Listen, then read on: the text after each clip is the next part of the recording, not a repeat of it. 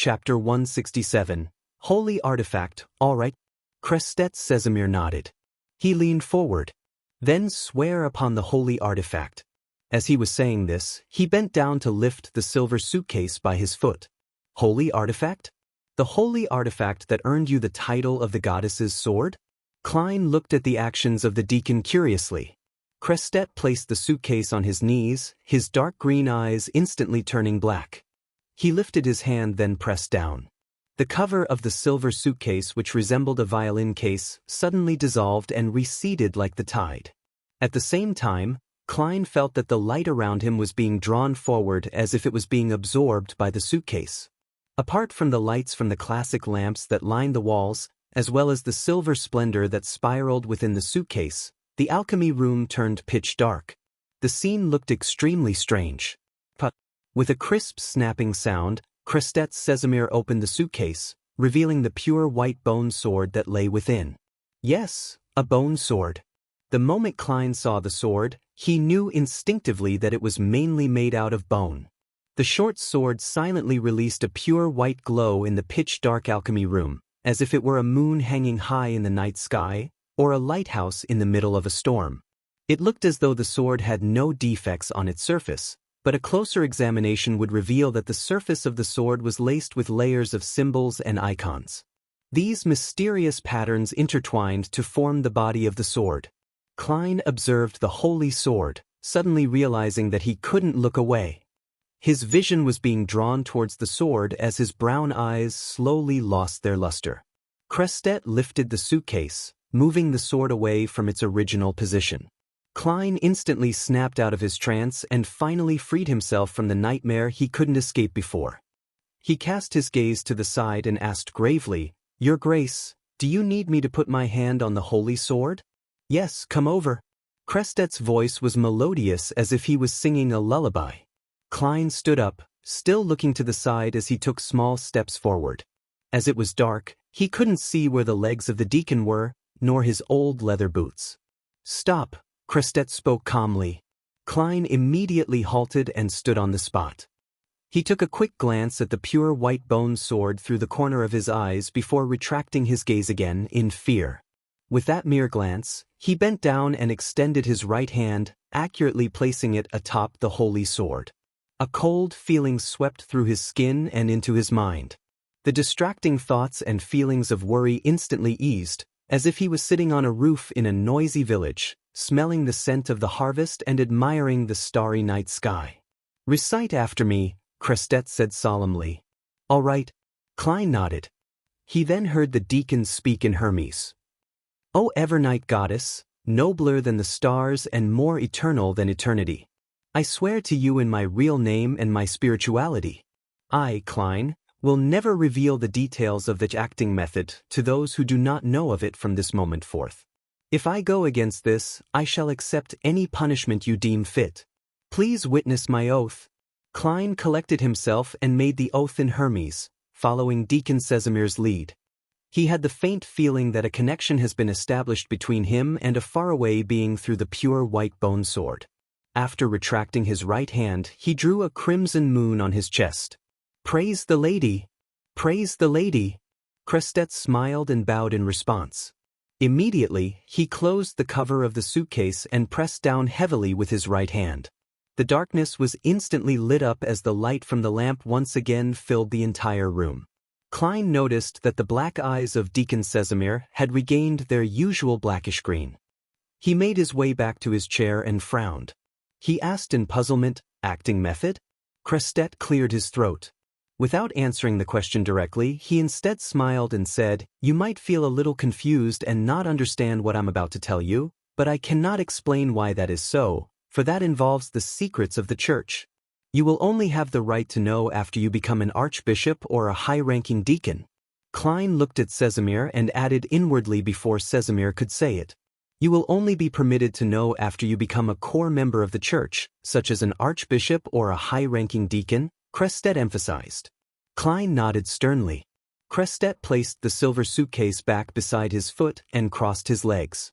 In the long history of time, the church has had generations upon generations of genius beyonders slowly figuring out a way to avoid losing control. And the core to this method is the name of the potion. It's not only critical, it's also the key. After looking at Klein's thoughtful expression, Crestet continued, "We have realized that the names of the potions all point to a certain group, and this group has their own approach and operates in unique ways. In simpler terms, there are a set of rules that come with the name of the potion, different rules for different potions. When we follow these rules strictly, the risk of losing control is reduced to a minimum. Similar to my set of seer principles?" Klein took the opportunity to ask. "This explanation isn't as simple or understandable as the one I gave to Justice and Hanged Man." Klein silently criticized. "Yes." Crestet gave an affirmative answer. "When we follow the rules of the potion, we become more and more like the group described by the name of the potion.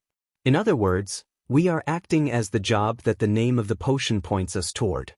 That is the acting method. You must remember, the spirituality of every individual is special, unique.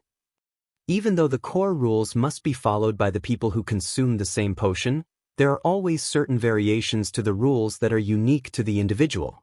Thus, the experiences of others can only serve as a guide." "That is a point that I didn't realize." Klein said sincerely, "Thank you for informing me. I will remember that." Crestet laughed. "These are the experiences accumulated over the generations. After using the acting method, we not only gain mastery over the potion, we're also digesting it, just as we would our food. When you truly digest the potion, you will feel a unique, mysterious sensation. Understood?" "I understand. Digestion, this term is very appropriate." Klein pretended to be deep in thought.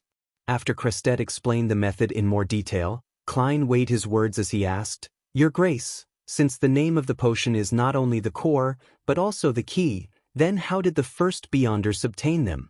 I heard that it was recorded on the blasphemy slate?" "Yes, that is correct," Crestet replied frankly. "But the blasphemy slate was inscribed with the ancient names. The names of the potions which we use today were derived in part from divine revelations.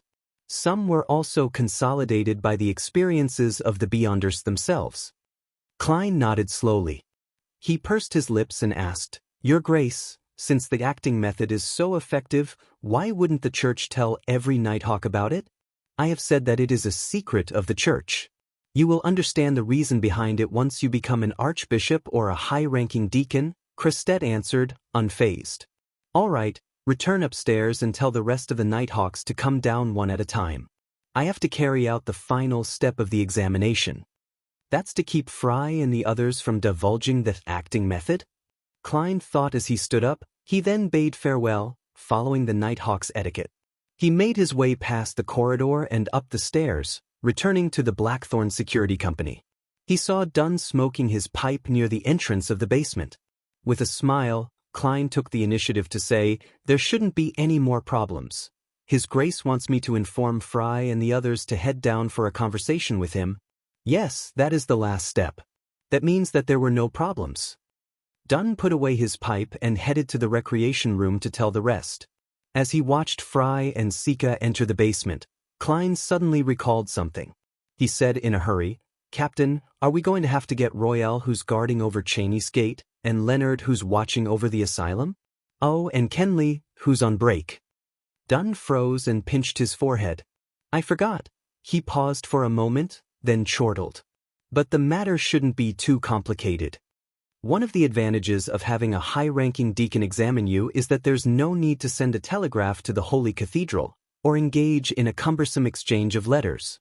He can make the decision on the spot and hand the formula to the clown potion as well as the main ingredients to you. That's not too bad." Klein couldn't contain his excitement. An hour and a half passed. As Kenley walked out of the alchemy room, his expression full of puzzlement, Klein was once again called downstairs. He met the high-ranking deacon once again, the goddess's sword, Crestet Sesamir, a second time. This time, the golden brown-haired and blackish-green-eyed deacon wasn't seated. He stood there, allowing the breeze in the basement to blow at his black windbreaker. Crestet's collar stood tall, hiding his chin in the shadows. He looked at Klein and smiled. "Nighthawk Klein Moretti, I announce in the name of the goddess that you have passed the examination of the Holy Cathedral. Congratulations." With your contributions, you can immediately advance to become a Sequence 8 Beyonder. Chapter 168, Clown Potion. Phew, I finally passed. I passed it just like that. When Klein heard Crestet Sesamir's announcement, he let out a breath of relief despite being mentally prepared for it. It felt surreal, as though it was a dream.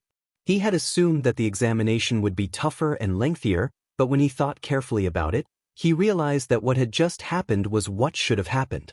If he had taken the normal 3 years to digest the seer potion instead of doing it in a month, the examination wouldn't have even been conducted by the Holy Cathedral. The Tinjin Nighthawks captain would have been responsible for it instead. I thought they would investigate my family and friends. Perhaps Sesamir arrived in Tinjin 2 days ago and completed that in secret. I also thought that the examination would require me to complete some task. I was really overthinking it. The goal of the examination is merely to determine the level of digestion for the potion, as well as detect any latent dangers, and see whether I'm aware of the acting method and if I shared my experience with others. These thoughts flew past Klein's mind.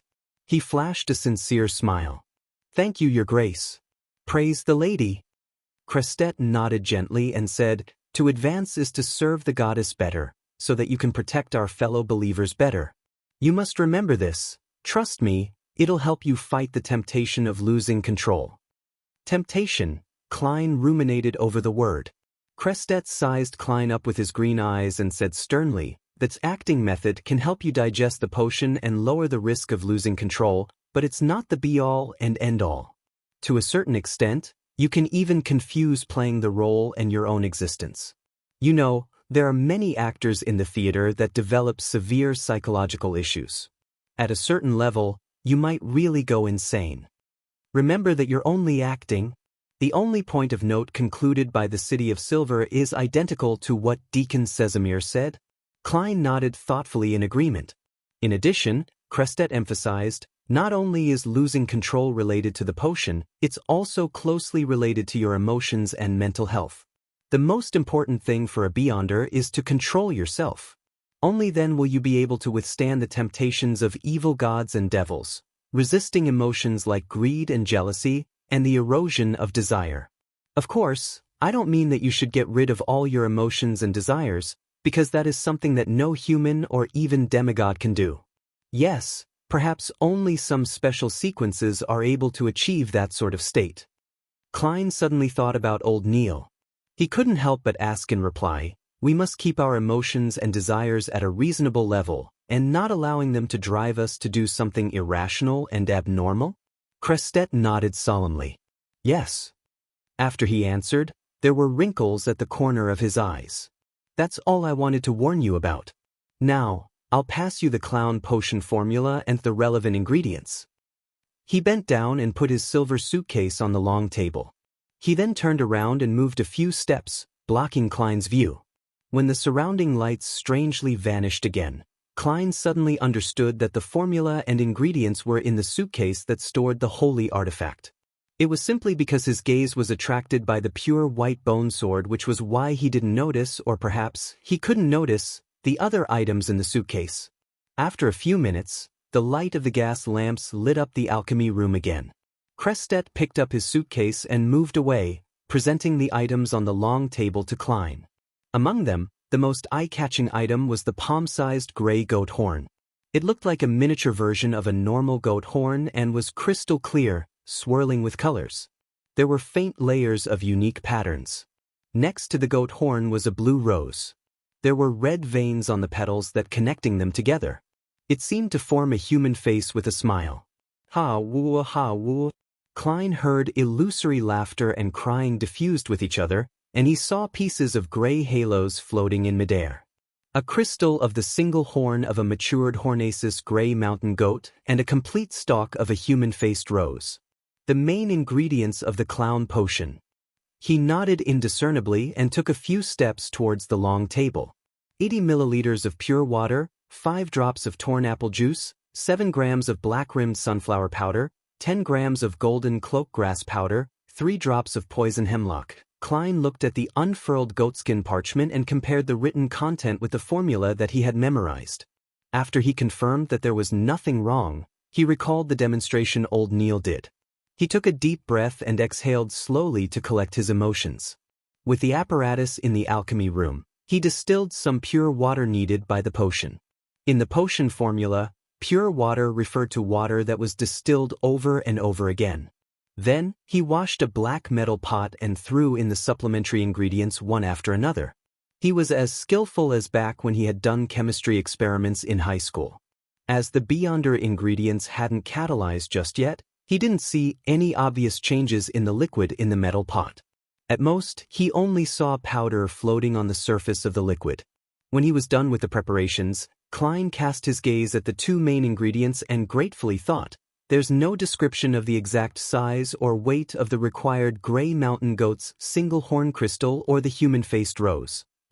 Perhaps a whole horn and a complete rose have no differences, regardless of their weight, allowing them to meet the requirements. Yes, in the world of mysterious Beyonders, this is definitely possible. If so, I don't have to worry about putting in excessive amounts of the main ingredients." After a few seconds, Klein picked up the human-faced rose and threw it into the metal pot. When the strange flower touched the liquid, it immediately produced a sizzling sound. The surrounding illusory laughter became shrill. Ha! Klein didn't delay any further as he immediately grabbed the crystalline mountain goat horn and threw it into the metal pot. The terrifying laughter disappeared all of a sudden, and the surrounding gray halos slowly converged into the metal pot. Klein lowered his head and saw the liquid in the pot was colored in a mix of gold, yellow, and red. However, the three colors remained extremely distinct at their boundaries.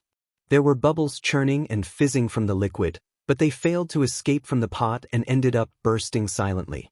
The scene reminded Klein of Sprite, the carbonated drink from his previous incarnation. This actually looks like a delicious drink. A thought popped into his head that aligned with the characteristics of his culture.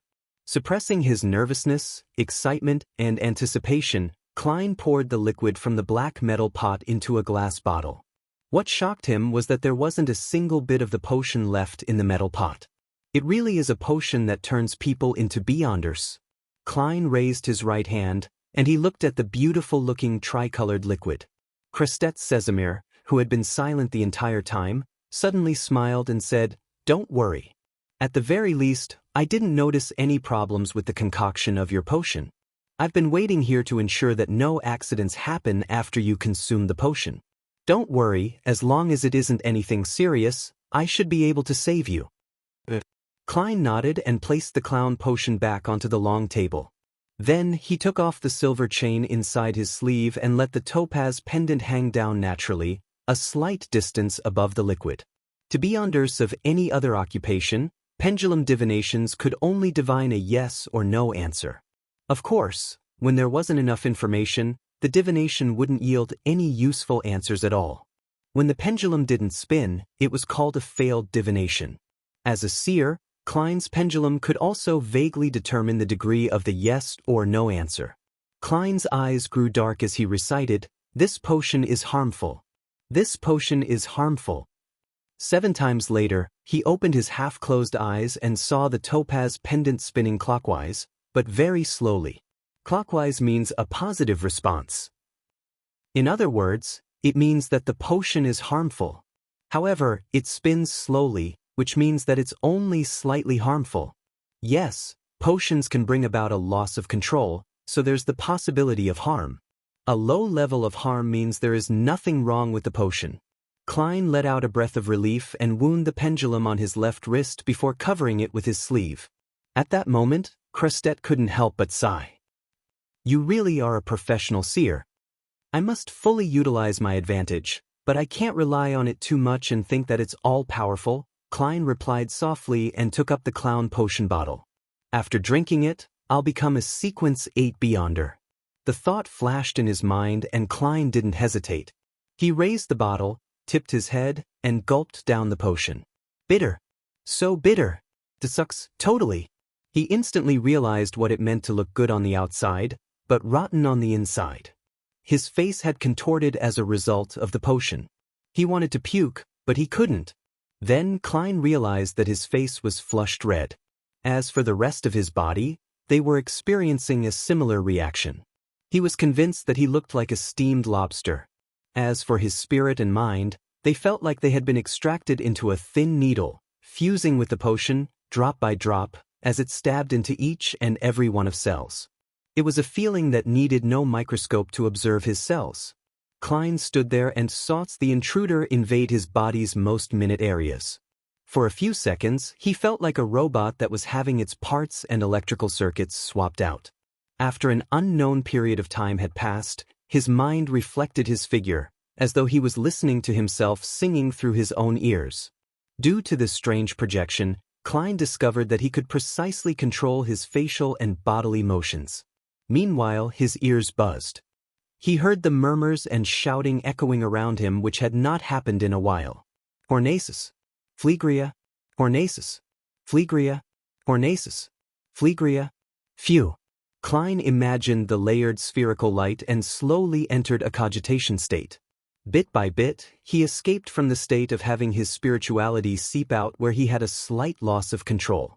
At that moment, he knew that he had advanced successfully. He knew that he was a Sequence 8 clown. Chapter 169. New abilities. After the color in Klein's eyes went back to normal, Krestet Sesamir said with a laugh, "You can move about and try to get used to the changes in your body. Try to find the core powers that were given to you by the clown potion."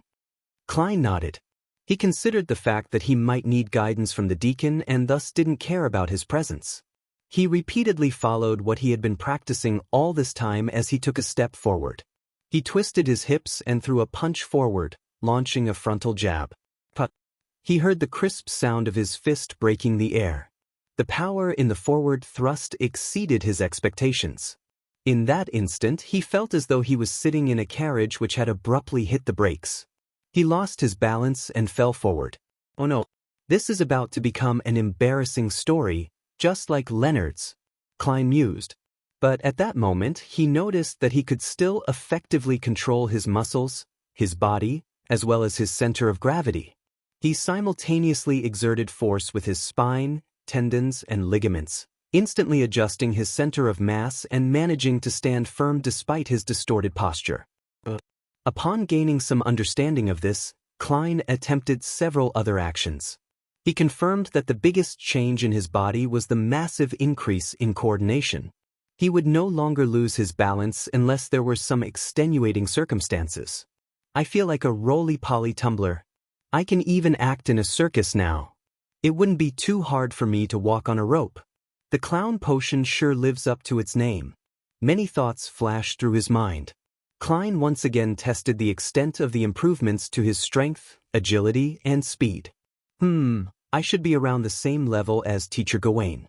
After I get used to this and go through the specialized training, I'll definitely become more powerful. Also, with my current mastery over my body, it would be easy for me to grasp combat techniques. Klein stopped moving and nodded in thought. According to his plans, he estimated that he would become decent in combat arts only after half a year. But after consuming the clown potion, he felt that it would only take a month, perhaps 2 or 3 weeks, before he could qualify as a policeman that was adept in combat. That was the difference between an average person and a Beyonder. In a sense, the talents of Beyonders were beyond the reach of normal humans. Krestet watched silently as the newly advanced clown tried out various actions before completely stopping. He then nodded. It truly is a potion adept in the field of combat. Without waiting for Klein to speak, he asked, "What sounds did you hear just now?" "I heard someone muttering Hornaces." Klein wanted to keep the term Phlegria a secret for the time being. He wanted to observe the reaction of Deacon Sesamir. If he was willing to relay information regarding the Hornaces mountain range and the nation of the Evernight, Klein would then add on, saying that he heard something different again. Krestet nodded slightly, skipping over the topic.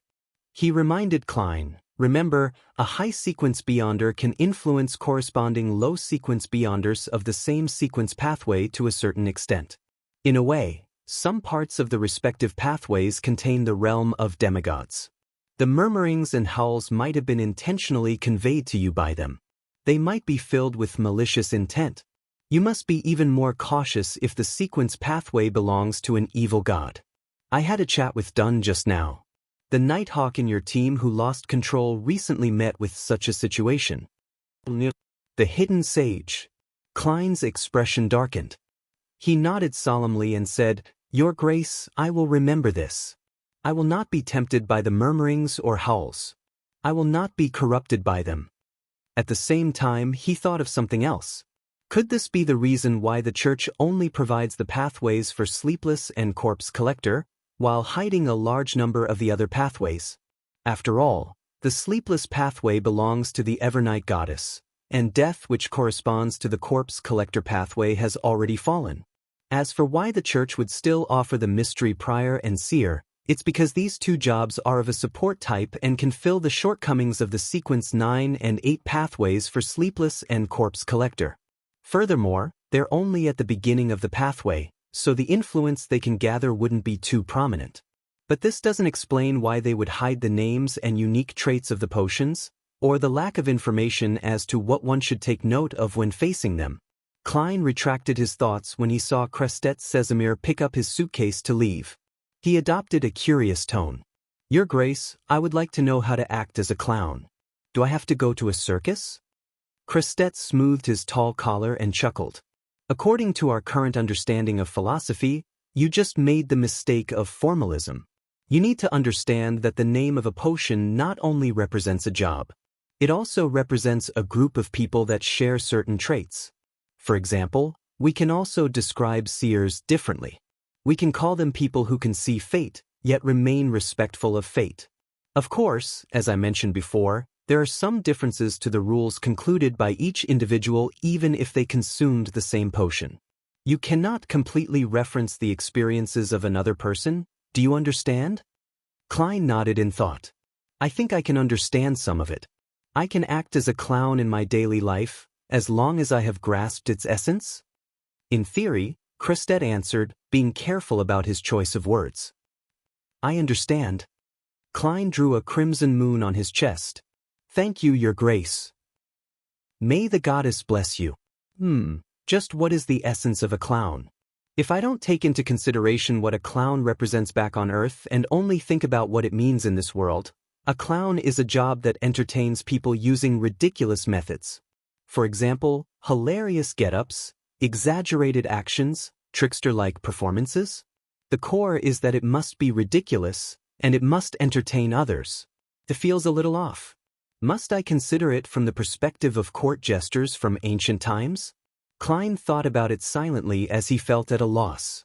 Crestet looked at him and also drew a crimson moon before his chest. He smiled, revealing the wrinkles at the corner of his eyes. "May the goddess bless you too." At that moment, Klein suddenly perceived something, an intuition that felt like a prediction, that Deacon Sesamir would put his left foot forward. He then saw Crestet pick up the silver suitcase and step toward the entrance of the alchemy room with his left foot. 1 step, 2 steps, 3 steps. Klein watched as Crestet walked out of the hidden door, his figure vanishing into the corridor. He was dazed for a moment before he felt intense excitement. The Beyonder powers of the clown potion were more powerful than he imagined. He could intuitively predict a person's next course of action. Was the combination of this ability, coupled with his powerful coordination, exceptional agility, and speed as well as decent strength, considered being good at fighting with artifice? Klein thought about this revelation. So, this can be considered the manifestation of the seer's abilities in Sequence 8, but it's not enough. This pathway must be one that gives a unique ability every time I advance before reaching a high sequence beyonder. But the intuitions I get are fleeting, so I don't think I can take advantage of them every single time. Of course, this ability is powerful enough as it is. Taking advantage of it once should be enough to turn defeat into victory. Alright, after I reduce the influence of the negative effects that come with the clown potion, I can try the ritual to summon myself. I nearly forgot about that. Yeah, the captain must have infected me with his awful memory. In the midst of his thoughts, Klein observed himself once again. He wanted to see if the clown potion had brought along any other abilities. According to the confidential records of the Nighthawks, If the potion would allow the person who consumed it to gain mastery over a certain spell, the person would be able to faintly detect what kinds of spells he obtained after advancing, as if he was being instilled with knowledge. But I don't sense any of that. In other words, Clown doesn't come with the ability to quickly cast spells, as reported in the confidential records of the Nighthawks. Could the meaning of crafty be that I can now effectively use my expressions and body language to more easily fool people with my lies? Klein stretched his neck while seriously analyzing his current condition. At this moment, he couldn't help but think back to the suited clown he had encountered previously. The clown's peculiar and varied spells had left a deep impression. That member of the secret order is probably a Sequence 7 Beyonder. His clown getup was purely to mask his facial features to avoid being placed on a wanted list.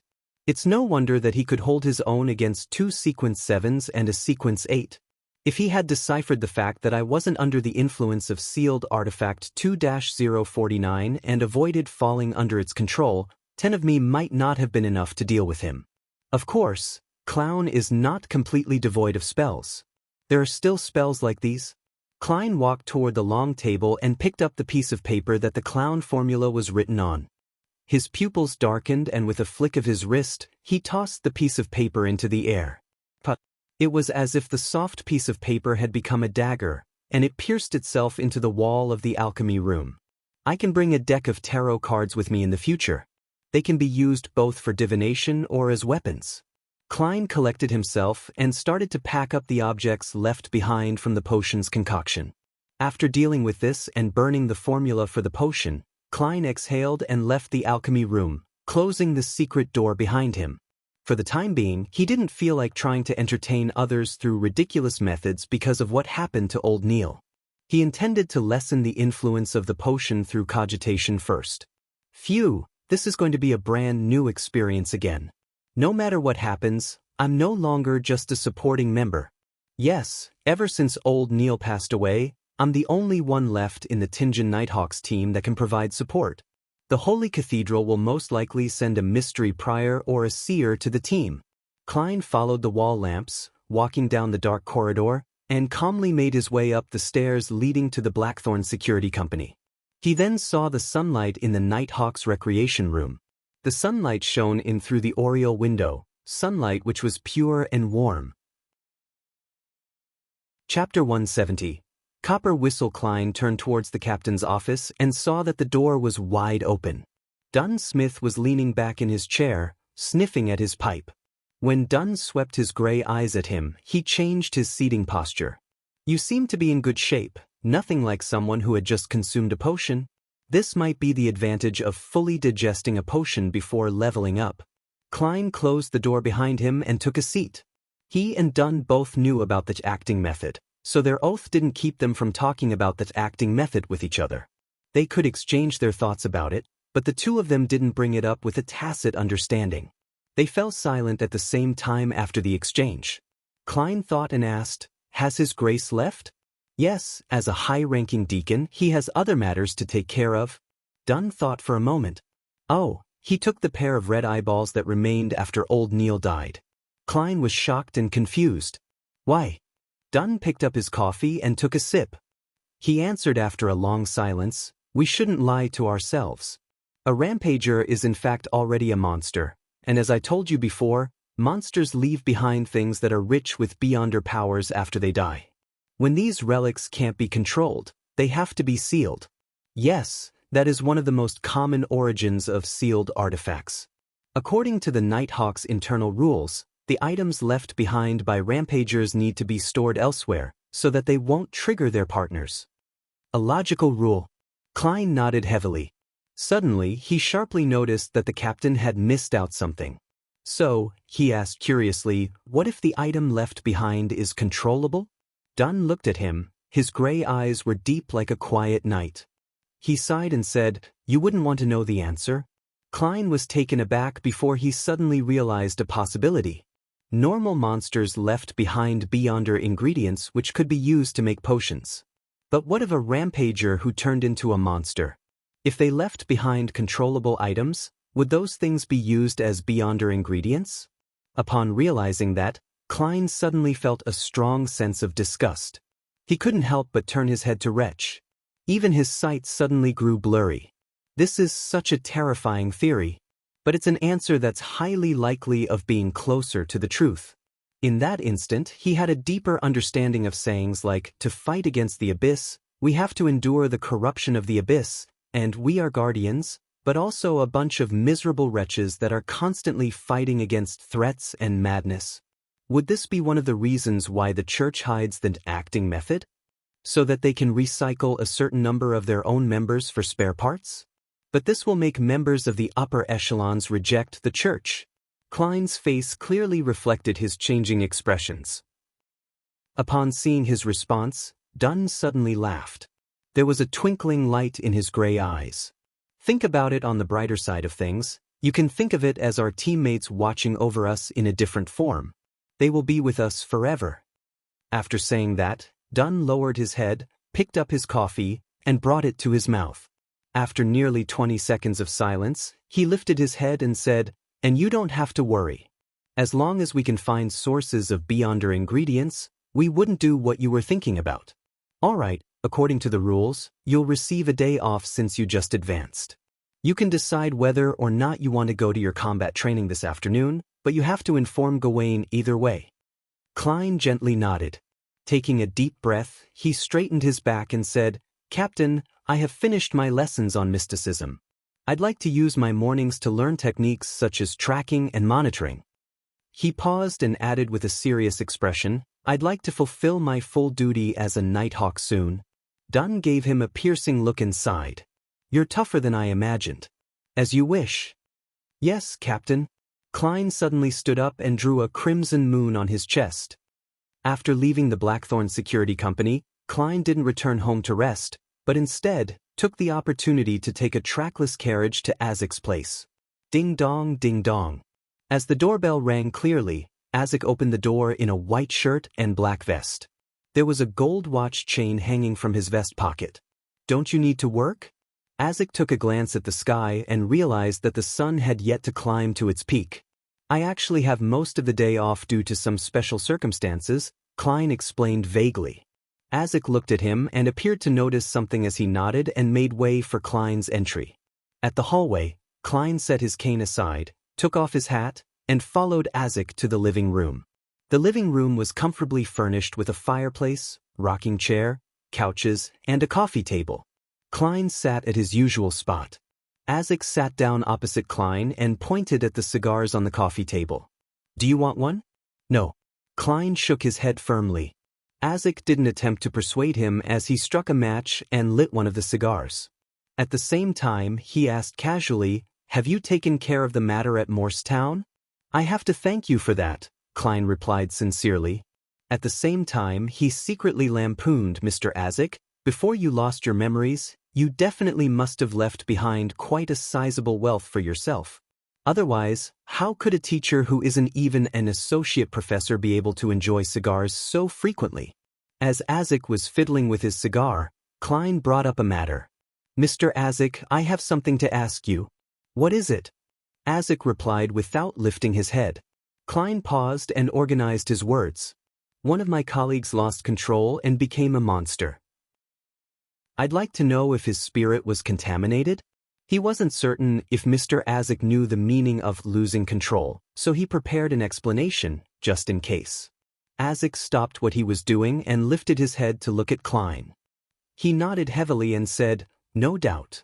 You have to be very careful in a situation like that. If he lost control due to the temptation of an evil god or devil, try to avoid contacting his spirit. It might very likely lead to life-threatening danger." "I understand." Klein let out a breath of disappointment. When he was at old Neil's place, he was too emotional and had forgotten to contact old Neil's spirit. Neither did Dunn Smith remind him at all. Hence, he missed the opportunity entirely. Now that I think of it, Captain didn't forget but intentionally avoided bringing it up. Klein was silent in thought. He didn't dwell on the topic and instead mentioned his previous encounter. "Mr. Azek, I tried to divine the origins of Morristown's paranormal incidents. I ended up seeing an upside-down pyramid that extended underground. My teammate told me that it's a symbol of death. Only his descendants would receive such an honor. Isaac put down the match and took up the cigar cutter when he suddenly fell into a daze. He was motionless for quite a while. He leaned back into his seat and wore an unusually gloomy expression. After a while, he said in a deep voice, "This gives me a very familiar feeling, but I don't seem to be recalling anything. I'm very sorry." Klein sighed sincerely. He had imagined that he could use the revelation obtained from his divination to further jolt Mr. Isaac's memories. Isaac cut off the cigar cap, shook his head, and smiled bitterly. "If it was something that could be recalled easily, I think I would have long found a way to escape my fate. Of course, I have to thank you for your kindness. Thank you for remembering about me this entire time." He thought for a moment before adding, "Oh, and I'll be leaving Tingen in the near future." "Why?" Klein asked in surprise. "Didn't we say that we were going to find the manipulator behind the scenes, the person who affected my fate and stole your child's skull?" Isaac held his cigar and sighed before explaining, "The target might have noticed my attention and investigation. He hasn't been taking any action recently, leaving me with no clues. Thus, I'm thinking of leaving Tingen for the time being and going to Backlund. On one hand, I can take the opportunity to search for traces that I left behind before I lost my memories. On the other hand, my absence might let the target lower his guard." That's right. Mr. Isaac's last memory loss was around Backlund University. "It's a pity that you can't take my place, searching for the Red Chimney House." Klein nodded solemnly and said, "I'll pay close attention to this. Once the target takes action and exposes himself, I'll inform you immediately." "Mr. Isaac, how will I inform you of things in a timely manner?" Klein had the idea that if Isaac was Death's descendant, or if he was linked to Death in a certain way, his powers would have been something similar to the corpse collector sequence. He definitely had a way to call something like Daly's messenger. In other words, this could confirm if Isaac was actually related to Death or a descendant of Death. Isaac took a puff of his cigar and thought for nearly 20 seconds. He took out an ornament from his left sleeve. It was an intricate but old copper whistle. There were many unique patterns that filled it with a mysterious aura. "This is something that I had with me when I woke up in Backlund. When you blow it, you'll summon a messenger that belongs to me." Isaac held the copper whistle as he explained in detail. "After so many years, this copper whistle can still be used? This should be a magical item, right?" Klein was surprised and delighted that he had indirectly proved that Mr. Isaac was related to Death. Isaac gave Klein a glance, then he put the copper whistle to his mouth and demonstrated. His cheeks puffed up as he blew with all his might. Nothing was heard, but Klein felt a sudden gloominess and coldness. He quickly tapped his left molar and saw that there were blurry white bones being thrown up from the ground, one after another, forming a strange fountain. After a few seconds, there was an illusory monster in the living room. Its body was made of white bones, and there were dark flames glowing in its eye sockets. It was almost 4 meters tall, and it towered over Klein, who wasn't even 175 centimeters tall. As he watched its head nearly tear through the ceiling, Klein suddenly had a thought. "Mr. Isaac, isn't your messenger a little too exaggerated?" Isaac didn't share those thoughts at all. He smiled and said, "After you pass the letter to it, blow the whistle again to end the summoning. Then it'll send the letter to me very quickly, in a secretive manner." After that, Isaac shook his wrist and threw the old copper whistle across the room. Klein extended his right hand and accurately caught it. He found it cold but mild. "Thank you, Clown Potion." He breathed a sigh of relief. He wiped the whistle and blew it hard. Silently, the huge messenger fell apart as blurry white bones sank underground. The Tussock River ran through Backlund and harbors that dotted around the area. Alger Wilson wore the long priest robes of the Church of the Lord of Storms as he walked down from the passenger ship slowly. He saw people walking to and fro around the harbor with countless port workers sweating under the sun. It was a bustling yet noisy scene. "It's been a while, Backlund," Alger muttered to himself. Chapter 171. Promotion and Pay Raise. After leaving Isaac's house, Klein took a public carriage back to Daffodil Street. As he opened the door to his house, he suddenly saw a figure sitting in his dining room. Klein instinctively tightened his grip on the cane in his hand, but quickly realized what was going on. It wasn't a thief, but his maid, Bella. Bella was focused on reading a spread-out newspaper on the table. She jumped in shock when she heard the door open, quickly standing up and stammering, "I was just done with the tasks for the morning. I was waiting for the water to boil so that I could eat some bread. I'm still not really used to having a maid in the house." Klein mocked himself. He took off his hat and nodded. Reading is a good habit. To be able to persist in reading, despite the busy workload, is something that's encouraged by the goddess. He used the name of the goddess just in case Bella took his compliment as sarcasm. But in reality, only the god of knowledge and wisdom would place this much emphasis on reading. Of course, all of the churches advocate education. Yes, since she's about 18 years old and believes in the goddess, Bella's love for reading must be influenced by her parents. Parents like this would send their daughter to receive an education as long as they can afford it.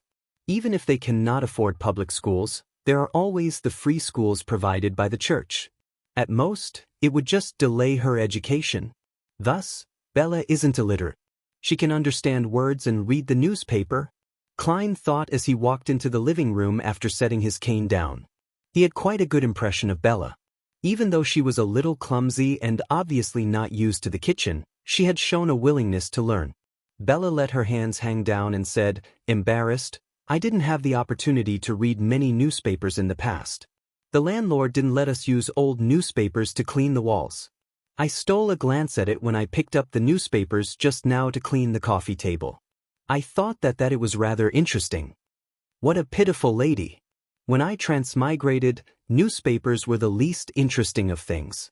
Klein thought as he lampooned. He smiled and took out the silver pocket watch from his pocket. After looking at the time, he said, "As long as you complete your tasks and do them well, you are free to do whatever you want with the rest of your time. You don't need to be too nervous. Of course, if I'm having a chat with Benson and Melissa, it's best that you stay in your room. I will allow you to use the lamp inside and take a few old newspapers with you. Oh, please knock at my door at 1 in the afternoon, then prepare a cup of Side black tea, 2 pieces of soft white bread, a piece of wheat toast, and a small plate of butter for me." In order to celebrate his advancement to Sequence 8, Klein decided to spoil himself slightly. He was going to eat the white bread ahead of Benson, who was planning on having it over the weekend. "Well, I'll buy 8 more pounds of bread soon.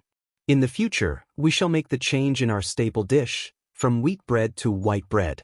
As a Sequence 8 Beyonder, my weekly pay is definitely going to increase." To think that the captain didn't mention this. He forgot again. Klein froze for a moment and decided to clarify it tomorrow. "All right," Bella replied in surprise and joy. Following that, she asked with a little uncertainty, "Mr. Klein, do you mean the Side black tea used to entertain guests?" She called him by his first name as Moretti could be used to refer to anyone in the family.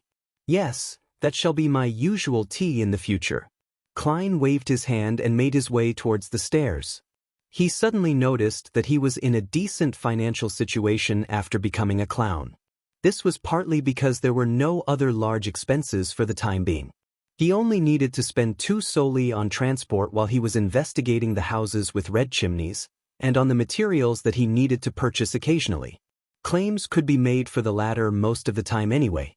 Also, there was a sum of £300 in Klein's anonymous bank account.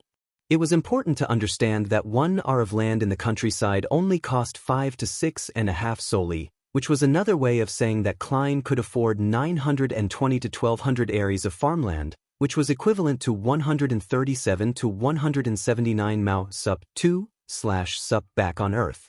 Furthermore, this sum of money could allow Klein to buy a house on Daffodil Street on a contract for 15 years. If I convert all that money into land, I'll get between 23 and 31 pounds a year in rent. That's not bad, but not necessary for the time being. I'll use that £300 for emergencies. I'll have to find an opportunity to tell Benson and Melissa about my true weekly salary. Klein thought as he entered his room. After locking the door to his room, Klein sat on the edge of his bed and started his cogitation. He wanted to use this method to slowly control the powers seeping out of his potion. He was very careful and very cautious. He had thought of the term losing control very lightly until he saw the mandated punisher who had lost control. Of course, he didn't know that mandated punisher personally. He also didn't know what had happened to him. He subconsciously thought of him as an anomaly, a rare case. It was just like how an average person would make comments about a murder they saw on the news before forgetting about it entirely. But what happened to old Neil shook Klein greatly. It made him realize very clearly that losing control was always a possibility, always around him. Loss of control might descend upon him in ways he had never thought about. That sure was a bloody lesson. Klein ended his cogitation and muttered to himself as he opened his eyes. He had dreamed of that scene many times in the past few days, jolting awake in the process and finding himself drenched in cold sweat. He wasn't only grieving old Neil's death, but also worried about his future. If he didn't have cogitation to help him sleep, he believed that there would be many sleepless nights in his future. Other than digesting the potion, I also have to try my best to control my emotions and desires. I have to keep them within reasonable levels and not be consumed by them. Klein exhaled and laid down, quickly falling asleep. On the day that old Neil passed away, Dunn's actions and words had touched him greatly. It made him critically assess the responsibilities of a Nighthawk for the first time. It made him want to take up his responsibilities and help his captain and teammates. Thus, he didn't intend to waste his afternoon. He was going to continue his combat lessons. 3 in the afternoon, on a crude training field. The blonde crew-cut Gawain creased his brows as he witnessed Klein slowly familiarize himself with the motions, going from the movements of a decent beginner to the movements of an apprentice knight who had been practicing for a good 6 months. All this happened in the short span of 40 minutes. He called for Klein to stop and sized him up.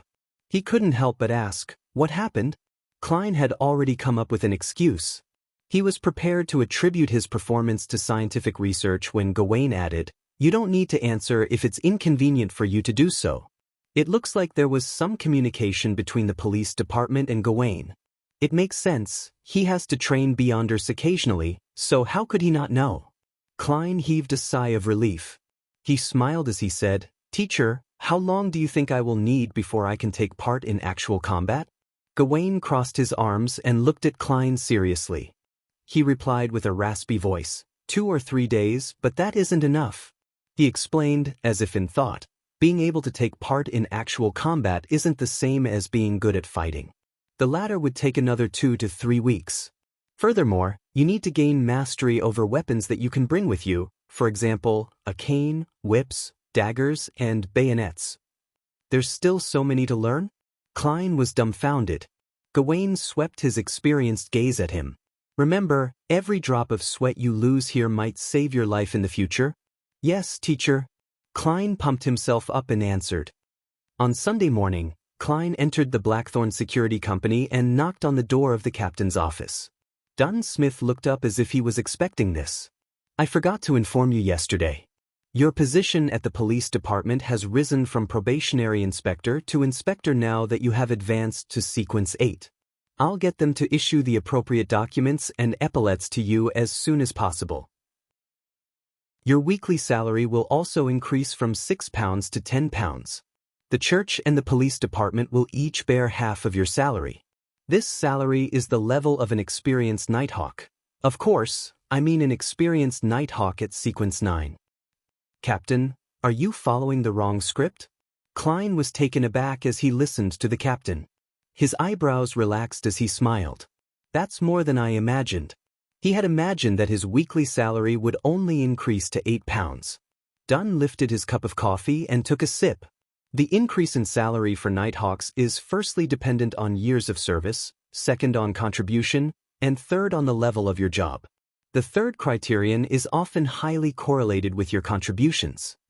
Right, without any contributions, even if one were to digest their potion, they would be unable to apply for the formula and materials. Klein nodded while in thought.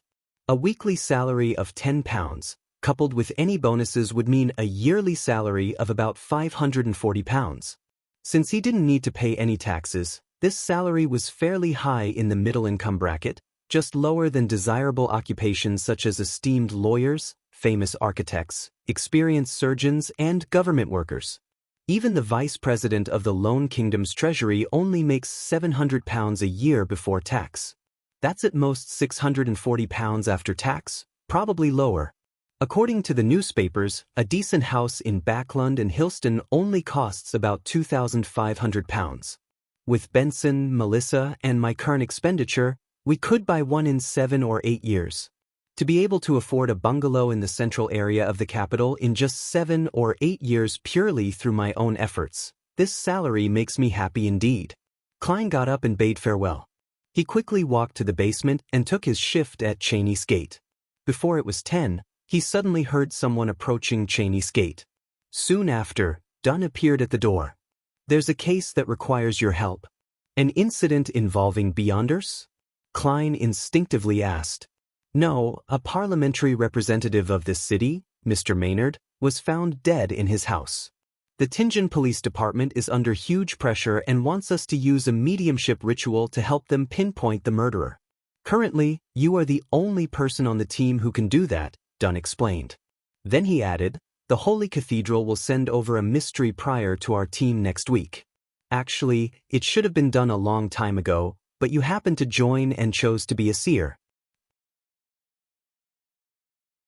Chapter 172. Autopsy. How long has the Member of Parliament been dead for? Klein asked straightforwardly as he packed up his things. If it was more than 15 minutes, the information that he could obtain would decline considerably. If it was more than an hour, there would be very little left to find. If it was more than a month, contact with the spirit of the dead would most likely fail. Regrettably, the initial autopsy report shows that Mr. Maynard died between 9 and 11 last night. Dunn shook his head and said, "You only need to provide assistance and not consider if you can be of use." "All right." Klein took his coat and walked out of the duty room with his hat and cane in hand. Dunn Smith took his place at the Cheney skate guardroom. Theoretically, as a Beyonder, as long as one's spirituality was enhanced, things like spirit vision, divination, and ritualistic magic could be learned. Especially for Beyonders from the Sleepless Sequence who were known for their high spirituality. But in actual fact, the differences between the various sequences was vastly obvious. Dunn Smith and Leonard Mitchell had learned spirit vision, but they could only see faint white or light blue in the auras of others. They were unable to precisely differentiate the status of different body parts. Of course, they could definitely see spiritual things with spirit vision, but doing so wasn't as effective as using their spiritual perception. That also led to a problem in which Beyonders at the Sleepless, Midnight Poet, and Nightmare sequences didn't enjoy activating their spirit vision. Similarly, if they were willing to, they could also learn spirit pendulums, dowsing, dream divination, and so on. But their rate of success wasn't something worth noting. It was the same situation with ritualistic magic as well. When the two of them walked past one another, Dunn suddenly said, "I forgot to tell you that Inspector Tolley is in charge of the case. He's waiting for you at the reception hall in the security company. Remember to change into your new uniform and grab your new documents." Klein wasn't surprised and replied with a smile, "New uniform, new documents? The Tingen Police Department sure is efficient." He had just advanced to Sequence 8 the day before. "It's because this case is very important." So, Dunn spread his hands and took up Klein's previous spot. Klein walked upstairs, but he wasn't in a hurry to go to the reception hall. He entered the Nighthawk's break room and entered the attached bathroom to relieve himself. There was only a toilet bowl, a water bottle, and a bucket in the duty room. Then he changed into his police uniform that revealed his promotion to 2 silver stars and put on his peak cap with the 2 crossed swords and a crown.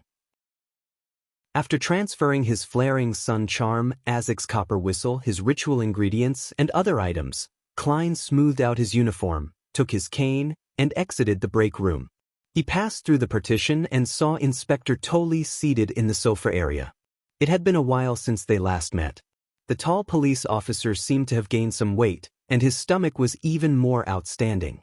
With his thick mustache and hair, he looked like a brown bear that had just escaped from a circus. "I'm glad to work with you again."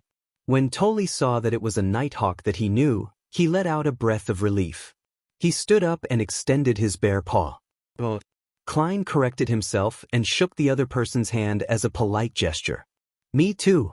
Tully stole a glance at Klein's two shimmering silver stars shoulder strap and said with envy, "We're at the same rank now, and it hasn't even been a month." At first, Klein wanted to reply solemnly that the danger that we encounter is 10 times worse than yours, but he remembered his identity then. Sequence 8 Clown. Maybe I can give it a try. Using his spirituality, he looked at the reflection of his facial expression. He lifted the corner of his lips and replied with a smile, "Maybe in another few months, you'll have to call me sir." "You sure are humorous." Tully chuckled and pointed at the door. "Shall we head out?" "All right." Klein hadn't given up his cane. Now that he had become a clown, the cane was truly a viable weapon. After exiting the Blackthorn Security Company, Klein and Tully walked down side by side, forming a great contrast due to the skinniness and fatness of the two. "I feel like we could even make an audience at the circus laugh," Klein suddenly jested. Tully nodded in absolute agreement and said, "Yes, I feel our vast contrast brings a comedic effect. Do you know that some circuses are trying to use fat and skinny, tall and short clown combinations in their performances?" "No, actually I meant a beast tamer and a brown bear." Klein, of course, wouldn't make such a rude remark. He went along with it and replied, "It's a pity that there are no fixed circuses in Tianjin." "That's right, but we have operas, theaters, and music halls," Inspector Tully replied wistfully. They casually chatted until they got onto the police carriage. Then Klein redirected the topic back to the case. "Is it confirmed that Mr. Maynard was murdered?" "We can't be certain, but his wife and 2 sons aren't willing to believe the possibility that he died due to a sudden illness. And there was really something wrong at the scene. When Maynard was found, he was naked on the guest room's bed," Tully said as he deliberated. "He sleeps separately from his wife?" Klein leaned back against the carriage wall and mimicked the main character in various detective films. Tully shook his head and said, "No, his wife hasn't been in Tianjin recently. She went to Backlund to attend a very important social ball. You might not know, but she's the leader of a new party. She's the daughter of someone from the House of Commons. She's still on her way back to Tianjin via steam locomotive. She merely used the telegram to express her opinion on this matter. Maynard is also a member of the new party. He's been a Tianjin's member of parliament for more than 10 years. He intended to run for mayor in next year's election. In other words, his death might be related to this?" Klein asked casually and immediately laughed. "I'm sorry, I'm only supposed to be helping with the autopsy. The rest of the matter is not within my area of concern. You don't have to answer." Tully didn't mind much but sighed. "Autopsy? You're very cautious." "As for your guesses, I would only say that there's a possibility. There was a gathering last night at Maynard's place. There were too many guests, and we temporarily can't find any main suspects. Plus, these guests have decent backgrounds, so we have to be very careful. We can't make any mistakes." "I understand." Klein nodded faintly and asked about the details of the scene. Maynard's house was a bungalow located in the Golden Indus borough. It was surrounded by gardens and fields. There was a stable, a fountain, and a broad pathway built from cement. Klein put on his peak hat with its police badge and followed behind Inspector Tully. They passed through the police streamer and entered the double-story house under the gaze of every policeman present. In the living room, there were 2 male and 4 female probationary inspectors who were talking to people individually to gather statements. Klein looked around and saw many gentlemen in tuxedos and a few ladies in glamorous dresses and checkered gauze hats. "They're the guests who spent the night here," Tully explained and led Klein up the stairs to the 2nd floor directly. Along the way, when the police constables who were searching through the rooms saw the two, they revealed a look of respect without stopping them. Perhaps it was the effect of the inspector epaulets. "This is the guest room where Maynard's corpse was discovered." The brawny Tully stopped by the crimson wooden door. Klein thought and asked, "Which guest was assigned to this guest room?" "Nobody. There are too many guest rooms in the house, so it wasn't used." Tully put on his white gloves and turned the knob of the crimson wooden door. He made the constable who was keeping watch leave temporarily. Then he nodded at Klein and said, "Inspector Moretti, I'll leave the rest to you. May the goddess bless us, and I hope that we find something." Klein put on his white gloves too and locked the door behind him. He walked to the side of the bed and saw that the crimson bedsheets were abnormally messy. The corpse laying on it was covered with a white cloth. At this point, Klein could be considered to be quite experienced. He pulled away the white cloth without fear and looked at Member of Parliament Maynard. The man was in his 40s. His blonde hair was trimmed short, and his expression was a mixture of pain and happiness. Klein took 2 steps back and took out the ingredients he needed. He quickly finished the setup for the mediumship ritual. As the faint calming fragrance swirled around him, he recited the divination statement that he thought of long ago, the cause of Maynard's death. The cause of Maynard's death. As he recited the statement, Klein retreated to a nearby high-back chair and sat down slowly. His eyes darkened, then he leaned back and quickly fell into a deep sleep. In the illusory and blurry world, he suddenly saw the gentleman from earlier. With his opened blue eyes, Maynard was laying prostrate above a woman with an outstanding body and fair skin. He was thrusting hard against her body. He first displayed an expression of extreme satisfaction and happiness. Then he suddenly clutched his chest with his right hand. His expression then grew contorted. But as Maynard fell, the image quickly shattered. Klein opened his eyes and woke up from his dream. I can't believe I can actually watch porn in such a manner. So, Maynard had an affair and died of exhaustion? Klein chuckled and massaged his temples. He took out a pen and paper before doing another ritual. He drew a portrait of the lady he had seen in his dream with the aid of the ritual. Of course, everything below her neck was omitted. It was a woman whose age was hard to tell. She had the mature vibe of a woman in her 30s, but there was a remnant of innocence to her. Her eyes were crystal clear, and she had a delicate look. Klein looked at his work, then put away his ritual ingredients, and dispelled the spirituality wall. He leaned sideways to grab his silver-edged cane. Suddenly, he heard the reverberating sound of someone clearing their throat. He immediately got goosebumps. Klein looked towards the bed and saw Maynard gripping the crimson bedsheets so tightly that the tendons on the backs of his hands were protruding out. With a swoosh, the Member of Parliament who died between 9 and 11 the previous night suddenly sat up. Saliva drooled from the corners of his lips as he opened his vacant eyes wide. Chapter 173, Zombification. Before Klein could come up with any new ideas, he saw the rigid Maynard lift both his hands up. Its body lunged forward to his left amidst the sound of hurtling wind. In the past, his dulled reactions under such sudden, unexpected situations would have made it hard for him to avoid this. Even if he had noticed the attack ahead of time, he would have had to roll away to avoid the fast-moving corpse. But now, Klein could nearly react on instinct. He stomped down with his bright, buttonless leather boots and jumped diagonally onto the high-back chair. As it had only been a day since he advanced, he was still getting used to his power, agility, and speed. He had accidentally leaped too high into the air and landed on the top of the chair's high back. It was a narrow edge. Klein's heart tightened as he quickly controlled his body and adjusted his center of gravity. He wavered for a moment and surprisingly managed to stabilize himself, like a black cat flaunting its balance and poise. As he was wavering, he flailed his left arm, swinging his cane into the zombie's ribs as it pounced forward. The strike caused it to lose its balance as it staggered and fell onto the carpet. Klein was standing on top of the chair as he felt for his revolver by raising his right arm. He attempted to pull it out from the holster so that he could deliver a silver demon hunting bullet at the zombie in front of him. But in that instant he suddenly wondered about the aftermath. If he were to blow a hole in Member of Parliament Maynard's corpse, how was he going to explain the cause of death to the deceased's family or members of Parliament who were focusing on the matter?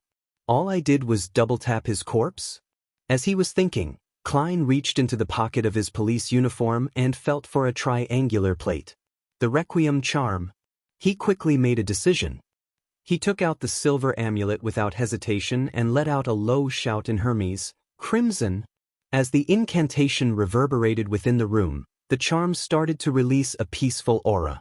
Klein quickly infused his spirituality into the amulet and tossed it to Zombie Maynard, who was struggling to get up. A cold blue fire appeared, enveloping the triangular plate. A serene and gentle black aura spread forth rapidly, eliminating the anxiety and worry of the soul. Zombie Maynard stopped there, his eyes staring blankly at the ground. His saliva dripped onto the carpet. Klein heaved a sigh of relief and planned to take out the materials and set up a ritual to purify the desecrated being, but suddenly, Maynard once again let out a groan, his blank eyes focused on the left pocket of Klein's police uniform again. Klein leaped from the top of the chair to the ledge of the oriel window. At the same time, he heard the sound of the chair breaking. Klein had no choice but to take out a rectangular silver plate. The slumber charm. It wasn't only living things that could be put into a deep sleep. The dead were in a state of eternal sleep and would only be woken up under unusual circumstances. In certain books on mysticism, there was even such a description regarding zombies. They slumber by the day and wake up in the night. Crimson. Klein once again recited the incantation in Hermes.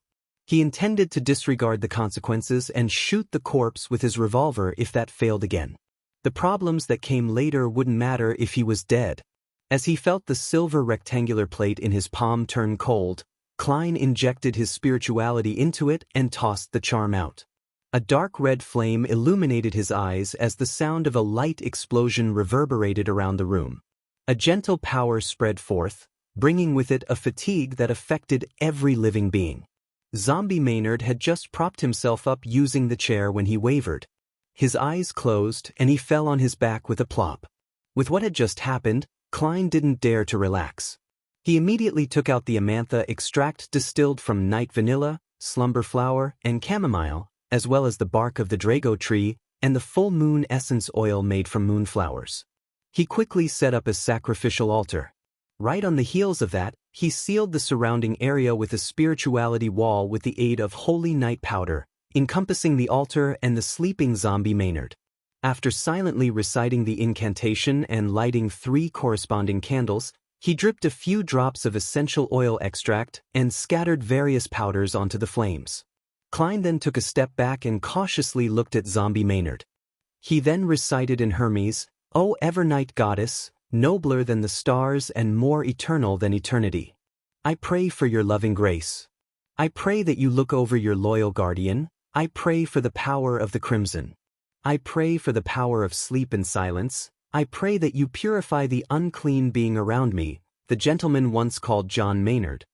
"Moonflower, a herb that belongs to the red moon, please bestow your powers to my incantation. Slumberflower, a herb that belongs to the red moon, please bestow your powers to my incantation." It was as if a midnight breeze blew within the wall of spirituality. A thin veil of black steam started to billow from zombie Maynard. When everything settled, Klein used his spirit vision and divination to repeatedly confirm that the zombie wouldn't awaken once more. After seeing the results, his worries eased. He ended the ritual and dispelled the wall of spirituality. Why would he suddenly come back to life? Klein stood in front of Maynard, who was on the carpet. He knitted his brows as he looked down at the corpse.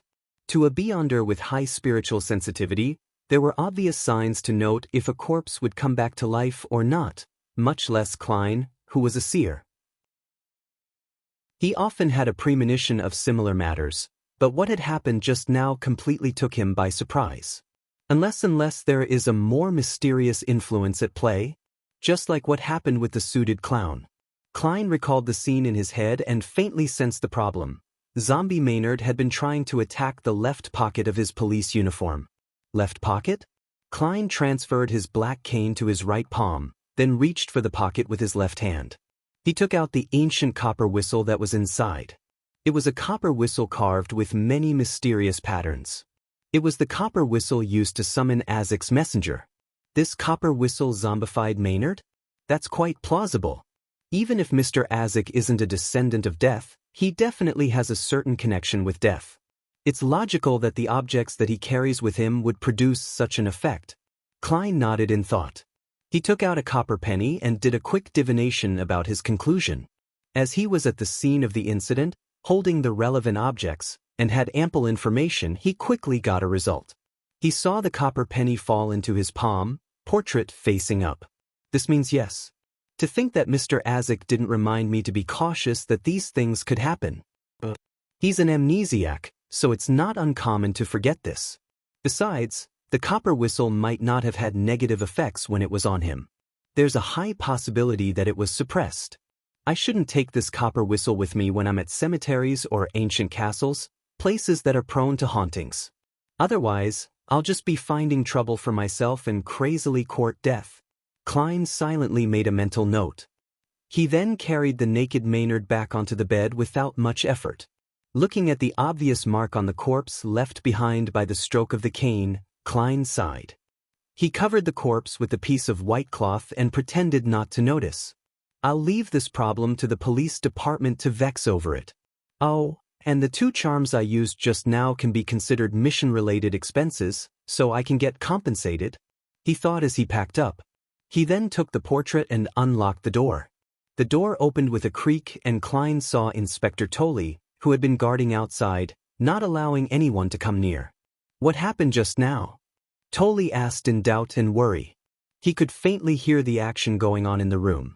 Klein smiled and deliberately said with a little exaggeration, Member of Parliament Maynard came back to life and tried to give me a passionate hug. Don't joke like that. Tolley looked into the room in exasperation. Why so serious? Klein said, throwing up his hands. Due to an unconfirmed reason, Member of Parliament Maynard became a zombie. Well, the kind of things that would happen in ghost stories. Fortunately, I hadn't left yet, so I used ritualistic magic to purify the desecration, allowing him to return to his eternal slumber. Is this related to his cause of death? Tolley asked, his expression stern. I cannot give you an answer to that. I don't even know what the problem is. You should know that in our field, unexplainable things are a common occurrence, Klein said. He then looked at the portrait in his hand. When I was doing the mediumship ritual, I saw the scene of Maynard's death. He was engaging in some activities that should only be done between a husband and wife with this woman. And at the climax of his joy, he clutched his chest where the heart is. You mean that is the cause of his death? Tolley gave him a nudge and wink look. In theory, yes, but you should wait for the autopsy. Klein handed the portrait over to Inspector Tolley. Tolley had only glanced at it when he exclaimed, Madam Sharon. Klein looked at him, lost. Is she very famous?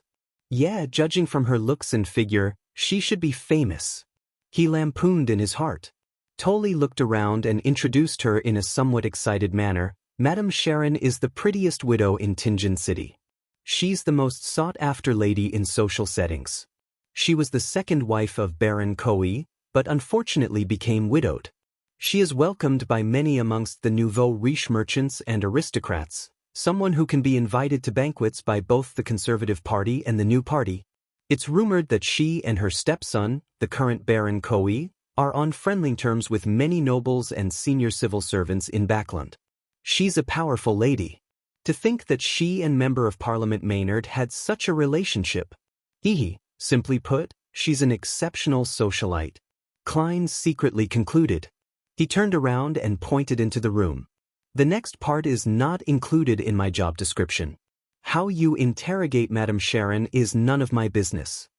Also, I hit Member of Parliament Maynard with a cane before the purification. You'll have to deal with it and think of an explanation. Chapter 174. Madam Sharon, what? The bear-like Tolley jumped in shock and looked at Klein before looking into the room. With agility that wasn't suited to his body, he dashed in. He pulled back the white cloth that covered the corpse and after examining the body carefully, he heaved a breath of relief. It's better than I imagined. It's not that serious a problem. Maybe I should have drawn my revolver and shot Maynard 5 times with demon-hunting bullets. Let's see if you find that serious or not. Klein lampooned inwardly and pointed outside the door. That's all that you need me for, right? No. Tolley shouted. Wait a moment. Klein asked, puzzled, why? Tolley explained seriously, we have to prevent any accidents from happening. After we talk to Madam Sharon and get her testimony, I'll send you back to Zutland Street. If Maynard can resurrect after being dead for 10 hours, what else couldn't happen? What would I do if you leave? Tolley added in his head. All right. Klein massaged his temple and said, find a quiet room for me to rest in then. He wasn't feeling his best in every aspect as he had just advanced a day ago. Having just performed multiple ritual ceremonies, used 2 charms, and suffered a non-trivial scare, he needed to enter cogitation to eliminate any problems. Klein was now extremely cautious about losing control. Tully covered the dead body with the white cloth again. He obviously relaxed and replied, "No problem." He brought Klein to a guest room that was closer to the sunlit side of the house. He pointed and said, "Inspector Moretti, don't worry. No one will disturb you. I'll be paying Madame Sharon a visit first." Klein nodded slightly and watched him walk away. Then he closed the door and drew the curtains. In the dim and silent bedroom, he slowly walked over to the rocking chair and sat down comfortably. He allowed his body to rock back and forth rhythmically.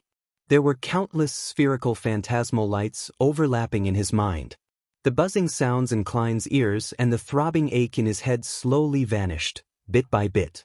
When his situation stabilized, he opened his eyes and looked into the darkness. He outlined a bed, cupboard, and other furniture. Then he calmly thought about his earlier attempts. There isn't much feedback from a few exaggerated jokes. Maybe I have yet to control the powers of the clown potion, as there are still remnant negative effects. Of course, I can't eliminate the possibility that such acting has little effect. Personally, I'm not quite willing to play the role of a clown. But since I picked the sequence pathway, I can only bite the bullet and continue. Actually, everyone has to act like a clown at one point or another in their lives. I don't have to be so uncomfortable with the idea. I have to quickly understand a clown's core elements. As various thoughts churned in his mind, Klein suddenly took out a brass halfpence. Mostly out of habit, he divined if Maynard's death was due to supernatural influences. Maybe it's an occupational hazard. Klein shook his head and laughed. His eyes grew dark as he recited repeatedly, John Maynard's death was due to supernatural influences. Ding. He flipped the coin as he slouched into the rocking chair. He watched its brass luster twinkle as it rotated in the air. The coin fell right into Klein's open palm, revealing the number 1/2 facing up. A negative answer. In other words, there weren't any supernatural influences involved in John Maynard's death. I guess that man died of orgasmic pleasure. The deceased shouldn't be laughed at, so I won't be using an insipid Chinese phrase to mock him. Klein put away his coin and allowed his thoughts to wander before he nearly fell asleep. Under the slow and rhythmic knocking, Klein tidied his clothing, put on his policeman's peak cap, and walked to the door. Just as his right palm touched the knob, a scene appeared in his mind. The bear-like Inspector Tully was standing outside the door and pulling his collar. His expression looked disturbed and helpless. Klein turned the knob and opened the door leisurely. Inspector Tully appeared before him as he pulled at his collar. "Sorry for making you wait so long. We've already found Madame Sharon and obtained her statement. You can return to Zutland Street. I'm really sorry for taking up your precious time." Klein didn't ask the reason for his current emotions, but he smiled and said, "Madame Sharon admitted that she was with Maynard last night?" "Yes. She said that under the influence of alcohol, she and Maynard didn't manage to control themselves. When she found out that he died of a heart attack, she was very afraid, so she fled the room after she tidied herself up. She then hid in her own guest room. We don't have enough reason to raise charges against her right now, so we had to let her go while restricting some of her freedom. We'll have to wait for the autopsy," Inspector Tully explained in detail. Klein leaned his head sideways and smiled. "Who are you explaining this to?" Tully shook his head and forced a bitter smile. "Oh yeah, I don't have to explain it to you. I'm just frustrated by Madame Maynard, and I started blabbering without realizing it." "Maynard's wife is back?" Klein asked in response. "Yes, unfortunately. There was something abnormal about the steam locomotive. It wasn't late." Tully gave an affirmative answer in a joking manner. Klein didn't ask further but checked if he had all his personal belongings before following Inspector Tully down the stairs. "Why aren't you arresting her? She's a murderer. I want to sue her, and I want to sue all of you for negligence of duty. I'll hire the best lawyer to sue you." Harsh remarks entered Klein's ears, and he looked over subconsciously. He saw a voluptuous and fair middle-aged lady staring angrily across her. Despite having two young men holding her arms, she continued yelling at them. A very trendy regal gown in Backlund this year. Having frequently read the magazine, Ladies' Aesthetic, the first thought on Klein's mind was something unrelated to the situation. He then saw a few gentlemen protecting a lady behind them. The lady was in a long black dress with fair smooth skin, waterfall-like brown hair, and brown eyes. She looked as pitiful as a fawn in the woods. It made people want to protect her involuntarily. Madame Sharon. Klein suddenly thought of the porno she had starred in. He quickly lifted his right hand, covered his mouth, and coughed twice. Out of habit, he tapped his left molars twice and observed the people present with spirit vision. There's some sort of problem with Mrs. Maynard's body. The colors of her aura are thinner. From the colors of her emotions, she's definitely feeling anger and hatred, which is consistent with her outward appearance. The color of Madame Sharon's emotions are shaded in blue, which represents rational thinking and calmness. This is totally contrary to her appearance of panic and nervousness. As expected, a socialite ain't no innocent bunny. Her body is very healthy. After examining her, Klein was about to retract his gaze when he suddenly saw Madame Sharon lift her head and steal a glance in his direction. Then she lowered her head again and put on a trembling, trepid look. If I couldn't see your emotion colors directly, I might have been fooled by your act. You should consider working as an actress. Klein lampooned. He didn't stay any longer and left Maynard's house with Inspector Tolley. They took the carriage arranged by the police station and returned to Zutland Street. After taking over the shift from the captain, he continued to stay on duty at Cheney's Gate. He took the opportunity to write a claims application. After an uneventful night, Klein returned upstairs and received the breakfast that he had requested Roseanne to buy for him. I love this pastry, he complimented. He had already passed her the money for breakfast ahead of time. Really? I can try it tomorrow then. Roseanne replied happily.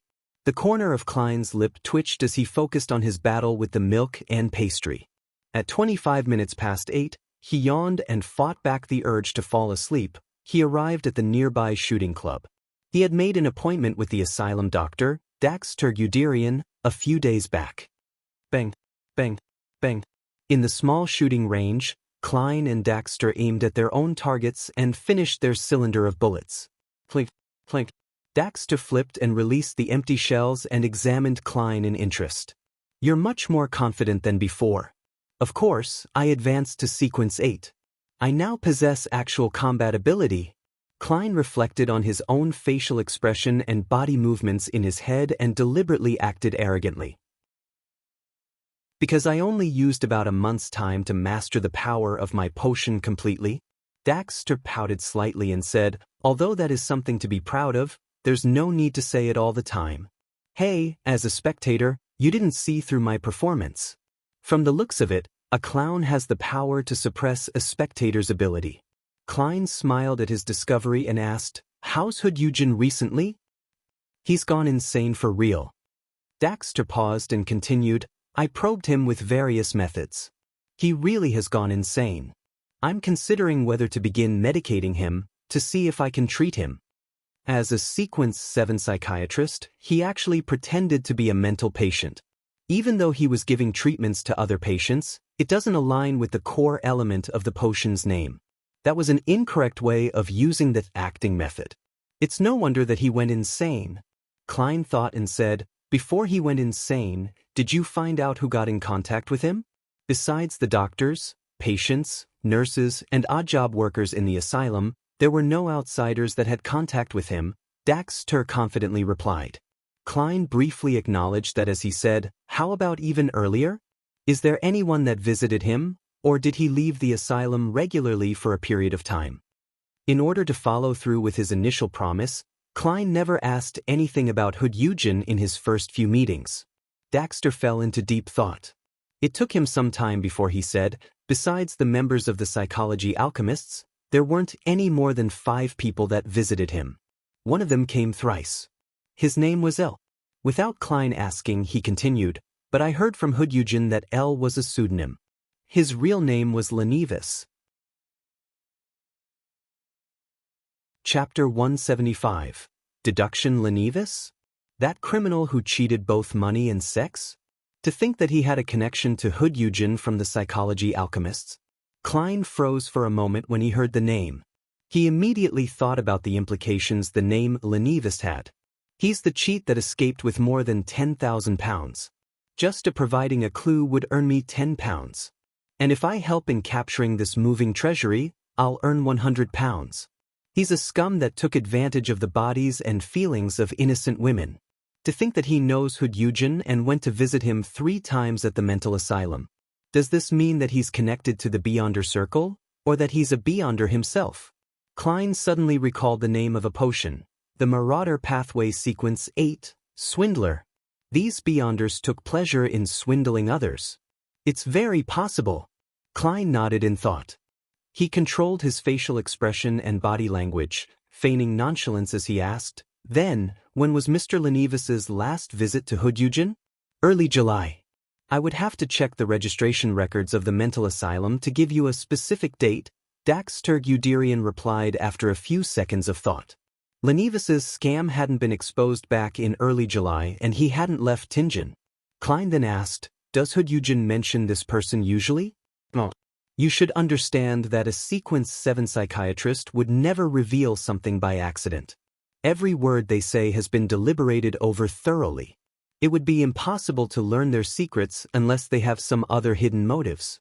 I was only able to get the telepathist formula after Hood Eugen went mad." "All right, have you determined the authenticity of the formula?" Daxter expertly hid his feelings of pride toward his Pathways potion. Klein laughed and replied, "It's authentic. When you need to advance, you can use that to concoct your potion without worry. We can help if the psychology alchemists are unable to provide you with the ingredients. Also, how have you been lately?" "Not too bad. Other than being a little worried about Hood Eugen's condition, I feel rather relaxed. I no longer have symptoms of a split personality." "You've helped me greatly in this regard," Dax Terguderian said, full of emotion. Klein wore a humble expression. "It's only right. Let's return to the topic at hand.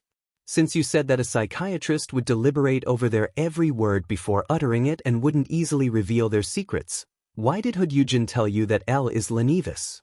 Was he hinting at something, or was trying to warn you of anything?" Daxter froze for a moment, then creased his brows. "This is really weird, to think that I didn't notice this. Other than that, Hood Eugen didn't mention anything else.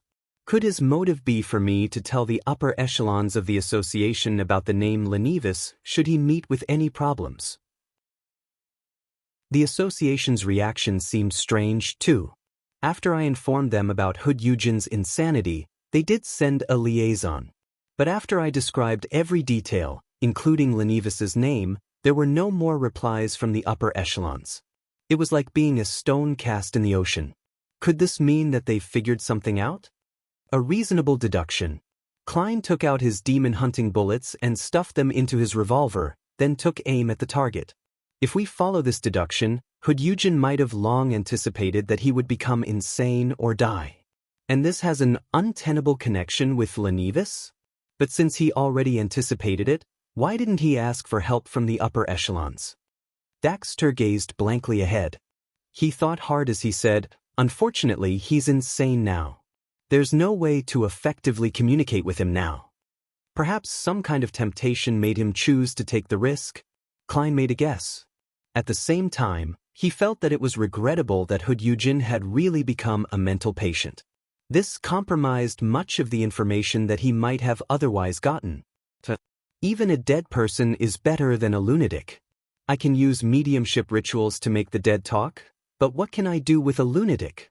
Oh right. Madame Daly once tried to use mediumship rituals to call upon my lost memories. The theory behind the mediumship rituals seems to have been derived from the psychology alchemists. This means that I can also use the mediumship rituals on the living and create a scenario where I interact with his spirit directly using my spirit. I wonder if Hood Eugen would still be insane under those conditions. Unfortunately, I'm not advanced enough in this field, so I don't think I would be able to do it. I'll call upon the messenger and ask Madame Daly about it first. I'll see if she can provide me with any techniques. If she thinks that only she can accomplish it, Then I'll tell the captain and get him to send a telegraph to Backlund to request for assistance.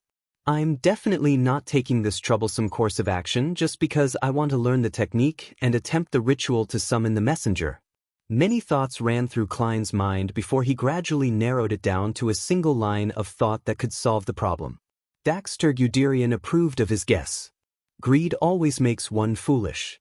Even when a person knows that there's only the abyss in front of him, he'll still attempt to walk to the edge and take a peek.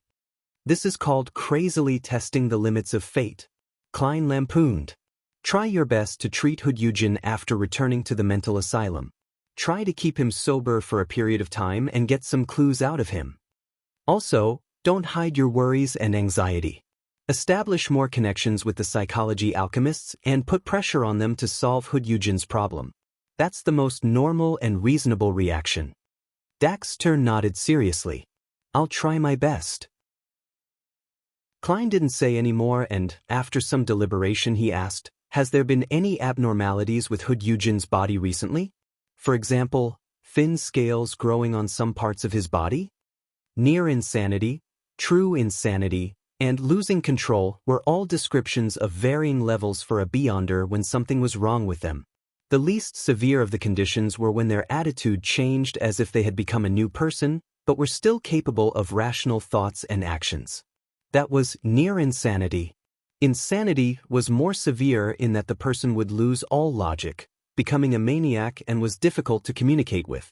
Those that couldn't be saved were those whose body and mind had become monsters, completely losing control.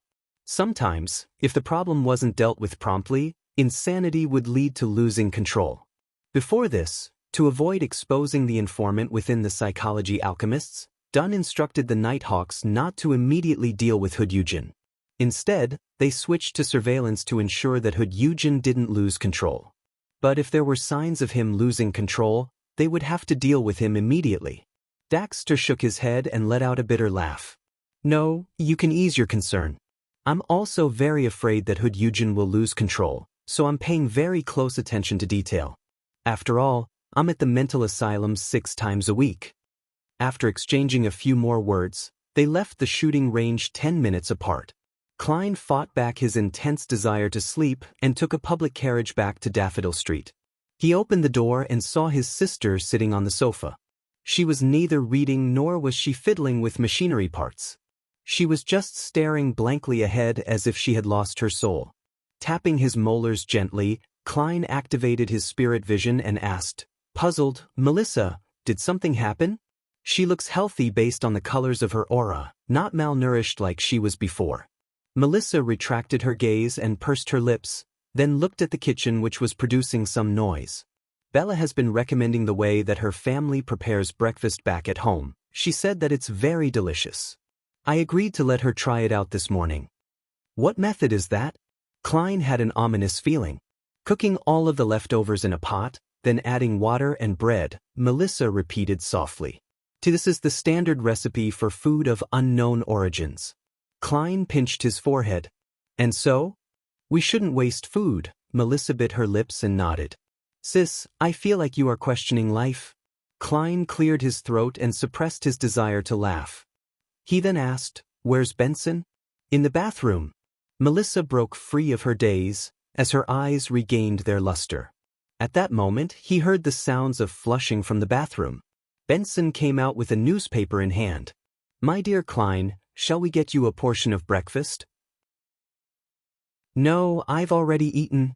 Klein shook his head resolutely, feeling lucky that he arranged to meet Daxter in the morning. Otherwise, he wouldn't have gotten Rosen to buy breakfast for him. How regrettable. Otherwise, you would change your views on my culinary skills and be filled with confidence about it. Benson let out a self-deprecating laugh. At this moment, Melissa noticed something.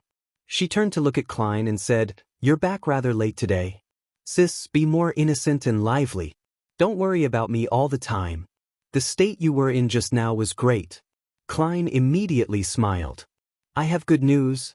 You passed the examination of the police department and can obtain an increased salary? Melissa asked without thinking. Benson also smiled and nodded. Klein grabbed his hat and stood at the edge of the living room. he said in amusement, "How am I supposed to surprise you guys like that?" After that, he added with a dry cough, "Yes, my salary has increased several-fold." He hit his recent increment of 4 additional pounds a week. He intended to save up a small piggy bank for himself. After all, he couldn't just rely on the money in the unmarked account. Furthermore, mentioning that his salary had increased several-fold was enough to scare his siblings. £6? Melissa exclaimed in shock, finding it bizarre. "I really need to change my job." Benson stroked his hairline. With the information Klein provided him, he had been putting a lot of effort into his studies. Without waiting for Klein to speak, Melissa said with a delighted expression, "In that case, after deducting our normal expenses, you'll be able to save up enough money in 2 or 3 years to meet the standards of a marriageable gentleman." "Well, it was Elizabeth who told me about the standards." Klein said at a loss, amused, "That's something to be considered far into the future. Shouldn't we celebrate? I hereby announce that from today on, our staple food shall become white bread. After my workload decreases, we shall go try out delicacies from different restaurants." Melissa glanced at him, and, as though she did not hear what Klein had said, she said, "Benson and I are attending Mass at the St. Selena Cathedral. Do you want to come? I am praising the goddess every day." Klein laughed. "I need to catch up on sleep." He slept until 12:30 in the afternoon. After he had lunch with Benson and Melissa, he continued on with his mission of searching all the houses with red chimneys. When it was late at night, he sealed his room with spirituality and prepared to try the ritual for summoning spirit guide Daly's messenger. Chapter 176, Letter for Klein. Setting up a simple ritual was as easy as breathing. Very soon he was done preparing the ingredients, and he lit up the candle that represented himself. Looking at the flickering candlelight on the desk, Klein had an amusing thought for some baffling reason. Would this be considered holding a candlelight vigil in memory of myself? Fuck, what the hell am I thinking? He reined back his thoughts and picked up the black rotten flower powder that belonged to the domain of death and sprinkled it onto the candle. In return, he caught a whiff of a smell that was akin to formaldehyde from his previous life. Immediately after that, he dripped full moon essence oil, a favored item of the Evernight. Amidst a sizzling crackle, his surroundings suddenly became quiet, and there was a shapeless, magical surge.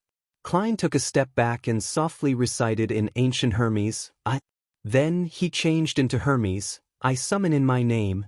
The spirit that wanders about the unfounded, the higher dimensional creature that a human orders, the messenger that belongs to Daily Simone. The wind wailed and the dim candlelight was tainted with a blue luster. Under its illumination, the wall behind the desk produced translucent ripples, and a creepy face surfaced. Other than its mouth, it had no eyebrows, eyes, or nose. Its thick lips parted, and a long red tongue was extended. There were sharp, irregular teeth that lined its mouth. In addition, the tip of the tongue had 5 delicate fingers. They were constantly extending and retracting, as though they were waiting for a delivery. This is Daly's messenger? Compared to Mr. Isaac's, it's just like a child. No, I can't accurately determine their differences. Yes, one is an adult giant, and the other is a human baby. I wonder if it's due to the magical item, or if it signifies Mr. Isaac's strength. I have to re-evaluate my understanding of him. Perhaps he's a high-sequence beyonder. Crap, I forgot. In the letter, I should have asked Madame Daly for the names of the Sequence 4 and Sequence 3 corpse collector pathway. Mr. Isaac most likely belongs to that pathway. Of course, he might have not advanced via potions. Yes, perhaps it's a gene that's passed down from his ancestors. I'll ask next time. The messenger is waiting. Klein looked at it seriously for a while and passed the neatly folded paper into the messenger's hand. Then he watched as the hand gripped it tightly. The messenger retracted its tongue and swallowed the letter. The translucent, creepy, and wriggling face shrank back into the wall and disappeared. I've got to say, this magic is quite cool. Rather convenient too, but it can't be spread. Klein looked at the candlelight that had returned to normal. He shook his head and ended the ritual. Monday morning. Backlund, Empress Borough. In a hidden corner of the municipal garden built by Duke Negan, Zio Dericha with her unkempt blonde hair and furs wall with her languid bearing were gawking at the liaison before them in a daze. They were momentarily at a loss at which language to use for a greeting. The petite Zio, who was slightly over 1.5 meters tall, looked at the golden retriever that had extended its tongue and was wagging its tail. She smoothed out her trainee night attire and weighed her words before she said, "Are you Miss Audrey's messenger?" "Oh my goddess, why am I asking a dog so seriously?" Furs was holding a thin cigarette with her fingers as she chuckled. "Maybe it's a magical creature?" "I've never seen a magical creature that looks so much like a dog," Zio replied in all seriousness. Susie sat down and closed her mouth. She then pointed at her belly with her paw. There was a leather pouch tied around the dog's body amidst her long golden fur. Zio looked to her left and right, making sure that there was no one watching before she quickly moved closer. She bent down and removed the pouch. Furs watched curiously when her expression suddenly turned weird. "It's made of crocodile skin, and it looks like the work of the fashion designer, Mr. Sawdust. She's actually using such a pouch for the transaction? In other words, it's very expensive?" Zio raised the leather pouch. Furs pursed her lips tightly and nodded seriously. Zio instantly lowered her speed in an exaggerated manner. She carefully opened the zipper and took out the letter inside, as though she was carrying an antique vase in her hands. After she read it, she passed the letter to Furs. Furs burned it with her cigarette after reading it carefully. She watched as it turned into ashes and scattered onto the soil. "There's no extra information provided." Zio pouted subconsciously. She took out a neatly folded paper from the pocket of her trainee night attire. She looked at Susie in an imposing manner and exhorted subconsciously, "This is the investigation report for the past few days. You must pass this on to Miss Audrey Hall directly." Susie quivered and sat up straight, her tail was wagging vigorously. Zio nodded in satisfaction, stuffed the stack of papers into the leather pouch, and tied it around Susie again. Susie howled and ran off very quickly. In the Hall family's luxurious villa, Audrey was sitting on the sofa of her own living room. She was holding a letter opener and was trying to open the letter before her. It was a letter sent by one of her brothers from the Balam Empire in the southern continent. There was a parcel that came along with the letter. At that moment, she saw Susie push open the half-closed door. The dog dashed over quickly. Susie sat on the carpet before Audrey and pawed at the leather pouch. "You really are an excellent messenger." Audrey wasn't stingy with her compliments. Susie looked back at the door. It induced vibrations in the air and said softly, "Your friend is very serious. When I saw her, she reminded me of the time when a hunter came to train us. She had been a complimentary gift when Count Hall bought hunting dogs. Susie, your loan is getting more and more fluent. There are just a few problems with your logic in using the language." Audrey watched as her golden retriever took off the pouch on her own and skillfully pulled open the zipper. She gave Susie a look and immediately understood. She stood up and ran to lock the door. "There's no result so far, but we found that some vagrants disappeared around the Backland Bridge borough. Though we can't know for sure that it was Kalangos.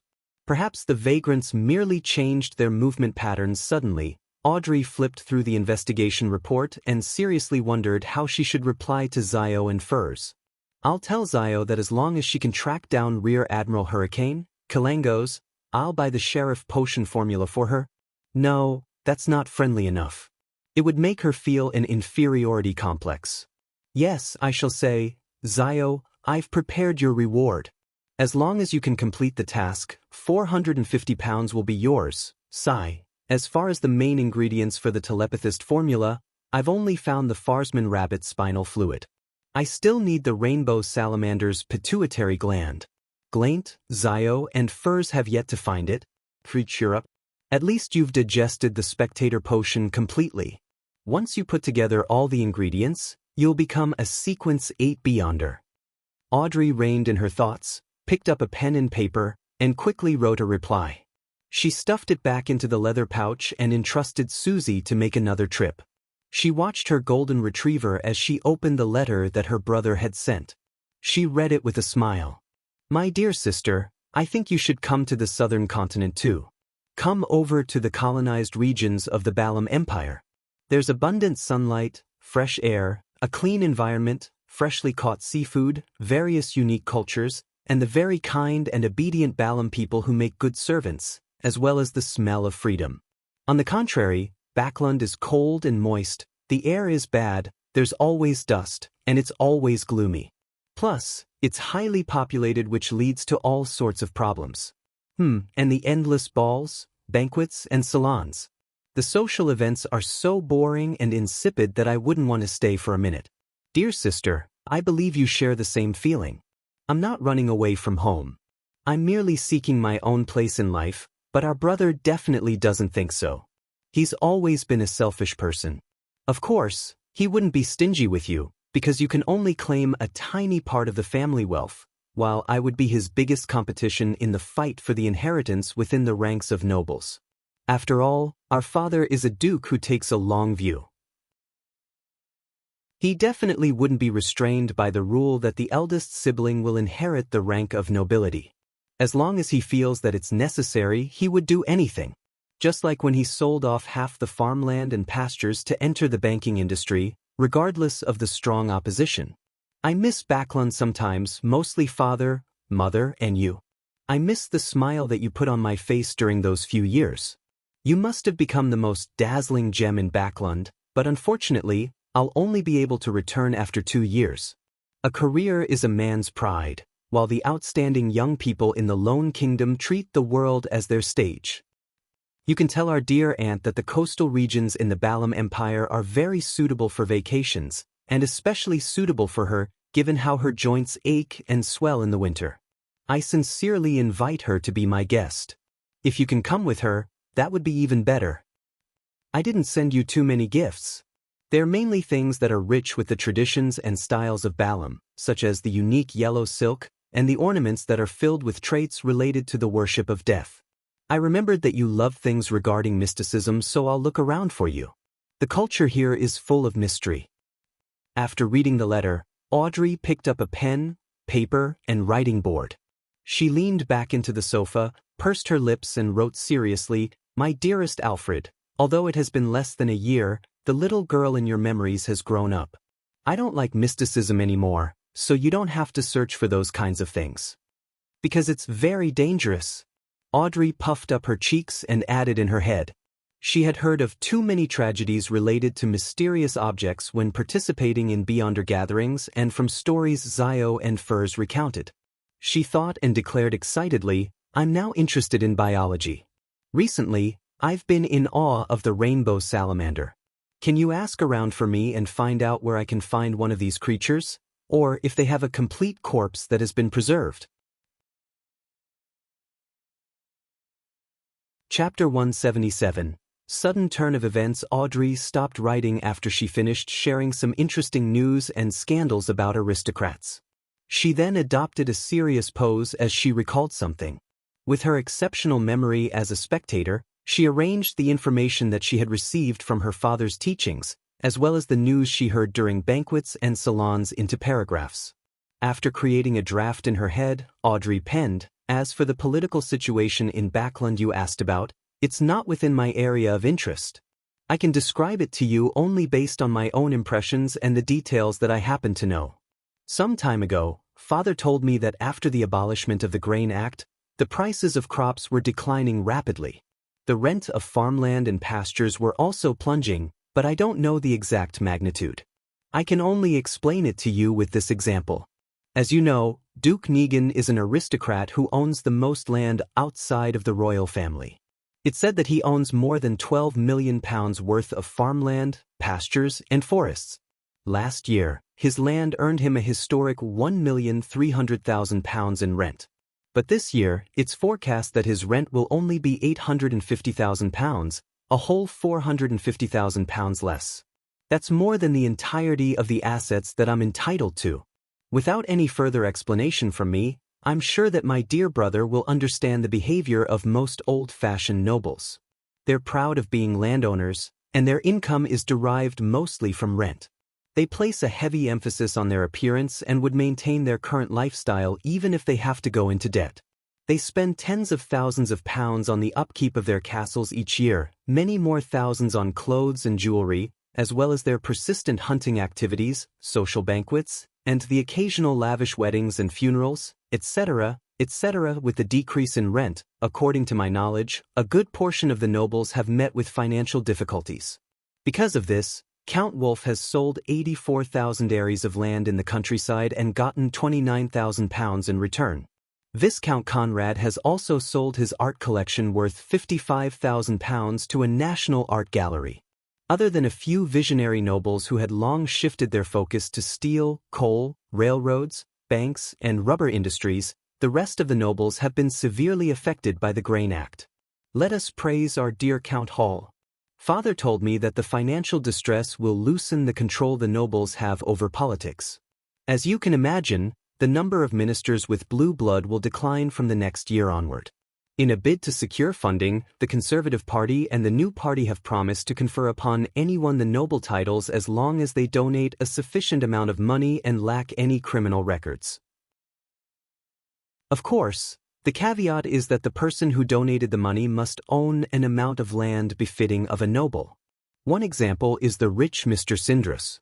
He purchased the lowest area of land expected of a baron, 60,000 ares, then donated £100,000 to the Carlton Club and £400,000 to the Conservative Party, and donations to charity amounting to £300,000. Finally, he succeeded in receiving conferment from His Majesty and became a highly regarded baron. I've heard that there's a price list to this, £300,000 to become a baron and £700,000 to £1 million for a hereditary baron.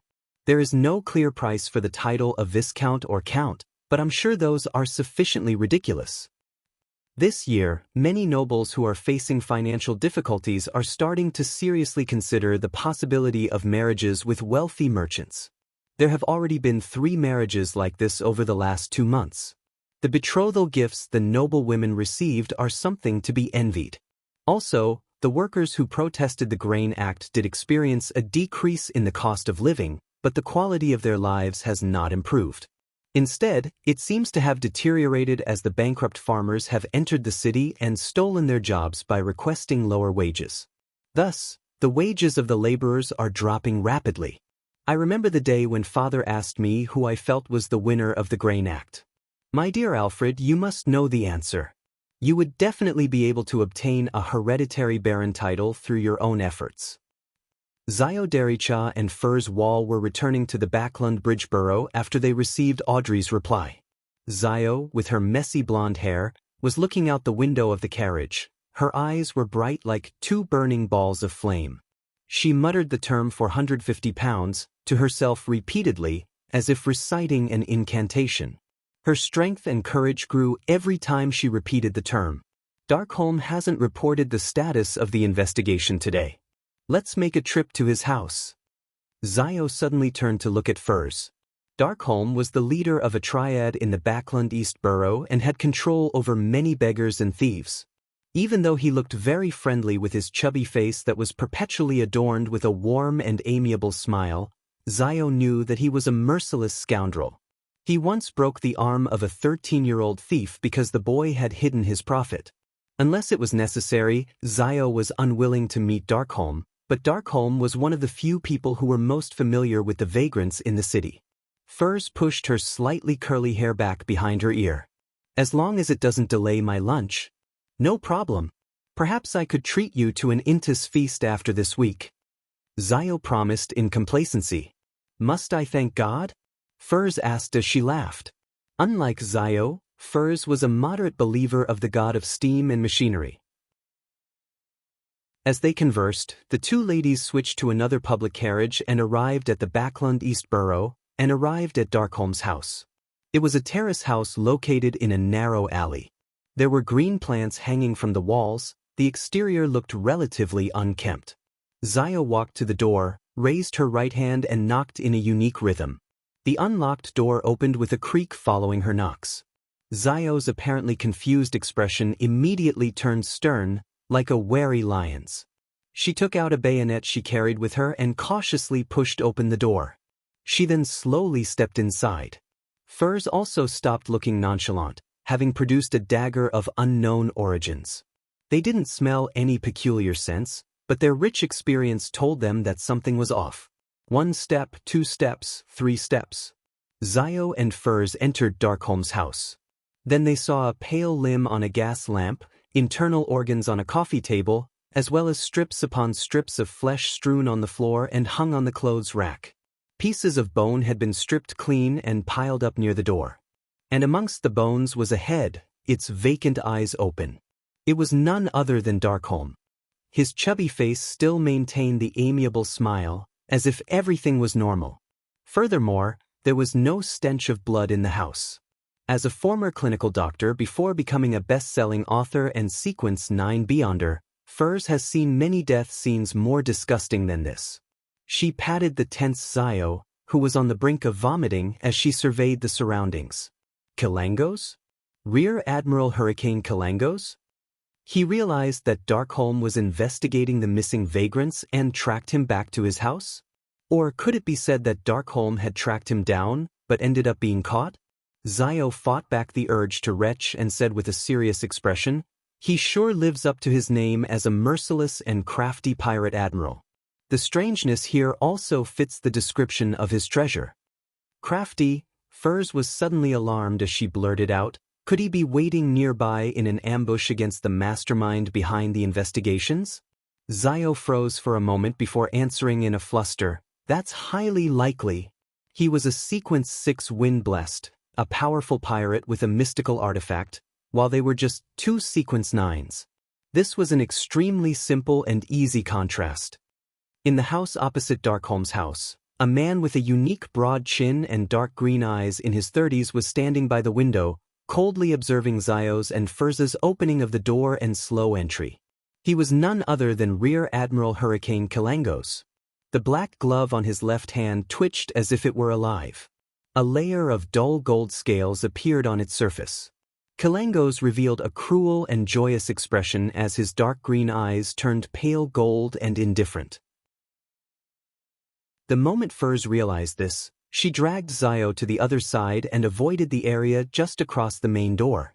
She then gritted her pearly white teeth and took out a bracelet that was hidden by her sleeves. This silver bracelet had 3 dark green, coarse stones which showed signs of burn marks and were rough and uneven. Furs pulled out one of the stones and let out a low growl in ancient Hermes, "Door." She grabbed onto Zio Dericha tightly as the stone released a faint blue glow. The figures of the 2 ladies turned indistinct, nearly invisible. They saw many forms they found difficult to describe. There were even transparent objects that didn't seem to exist. They saw different colors, lustrous splendors which seemed to possess immense knowledge. They had entered the mysterious spirit world. In this strange world that stood distinct from reality, Furs proceeded in a particular direction while pulling Zio along. Seconds later, they exited their indistinct states and returned to reality, to Backland. But they were no longer at Darkholm's house, but instead arrived at an empty cemetery. Kalangos, who was wearing his scaled glove, silently appeared at the door of Darkholm's house. He swept the interior with his cold gaze. He froze for a moment, then creased his brows as he muttered to himself, "Traveler? In the cemetery. What are we going to do next?"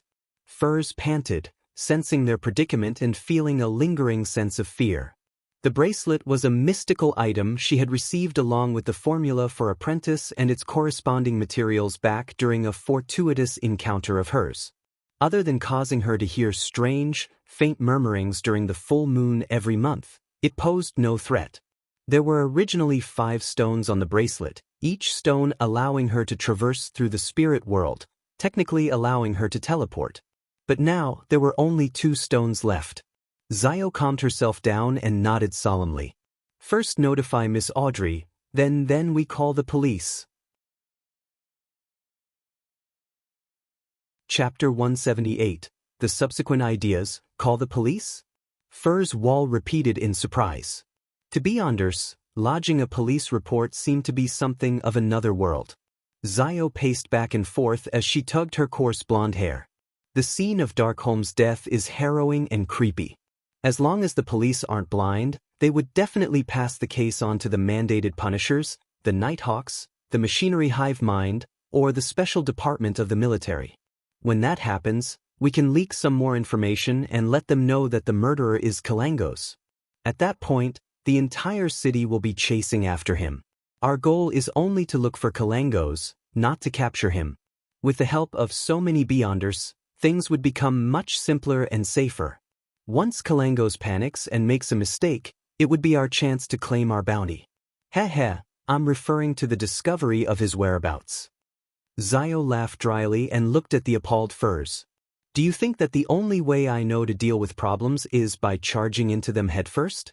The difference between us and Kalangos is as vast as the Desi Bay. Furs nodded slowly and said, Your understanding of yourself is absolutely right. You've done too many things of a similar nature. Hence, the losses that you've suffered is sufficient for you to advance to Sequence 8. Luckily, you're still rational enough regarding this matter. Zio lowered her head to look at her bayonet. She thought for a moment and said, I have to be honest.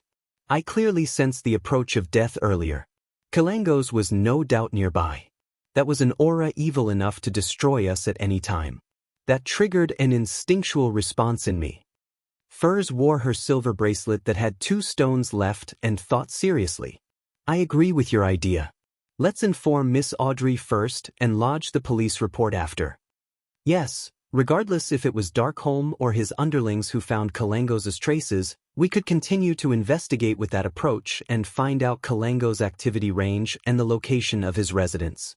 Zio creased her slim blonde eyebrows and said, But Kalangos would definitely not remain in the same place. Even as one of the 7 pirate admirals, even if he had the assistance of a mystical artifact, Kalangos had to be extremely careful in Backland. Even Nast, the king of the 5 seas, had once encountered disaster here and was nearly caught. No, what I meant was to surmise or confirm the purpose of Kalangos' visit to Backland based on the clues.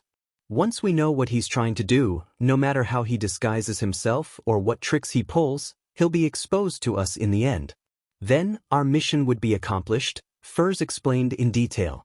2 years of novel writing experience tells me that things would become simple once we grasp the crux of the matter. Zio looked at her best friend in shock. She couldn't believe the woman had just made such a logical statement. I'm different from you. I'm merely too lazy to think while you think with your muscles. Furs pursed her lips, leaned her head sideways, and smiled. Teasing me doesn't make you smarter. Zio tried to smooth out her few strands of blonde hair that was sticking out. All right, let's head over to Empress Burrow and tell Miss Audrey about this. Furs nodded faintly and said, So, what's our emergency contact method with Miss Audrey? Zio was momentarily put at a loss.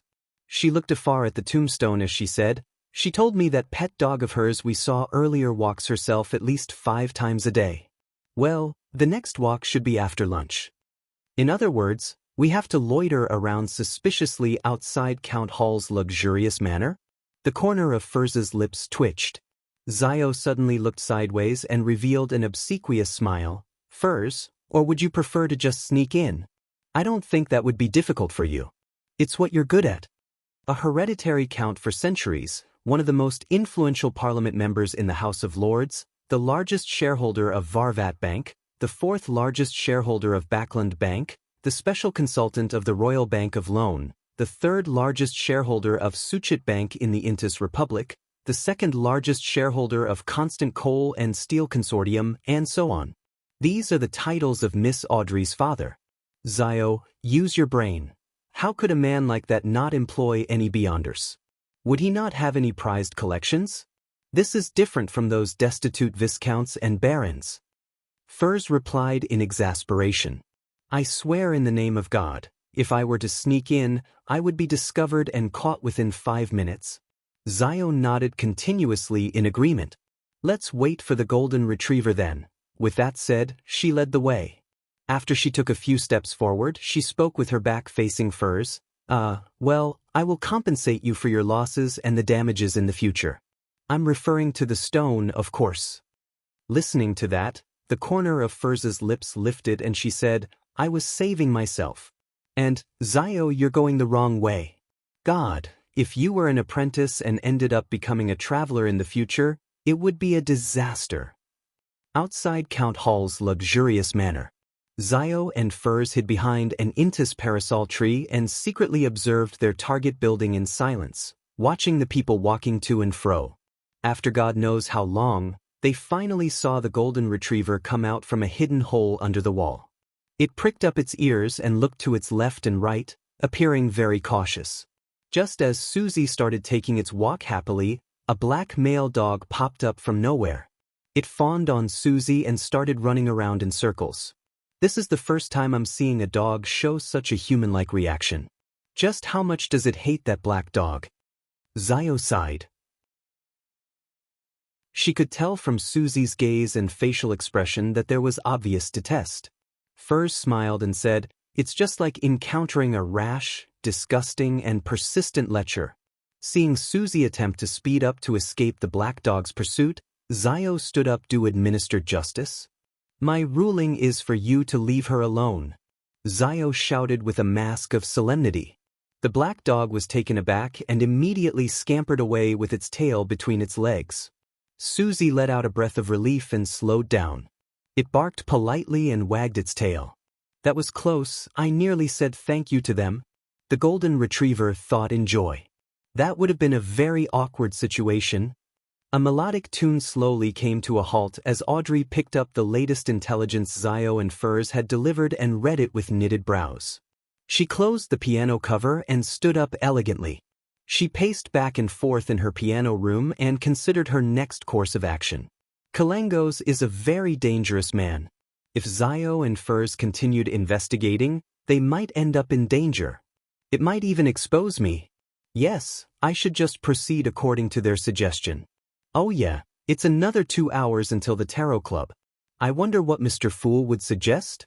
If he's still not interested, I'll discuss it with the Hanged Man carefully. Audrey gradually calmed herself down.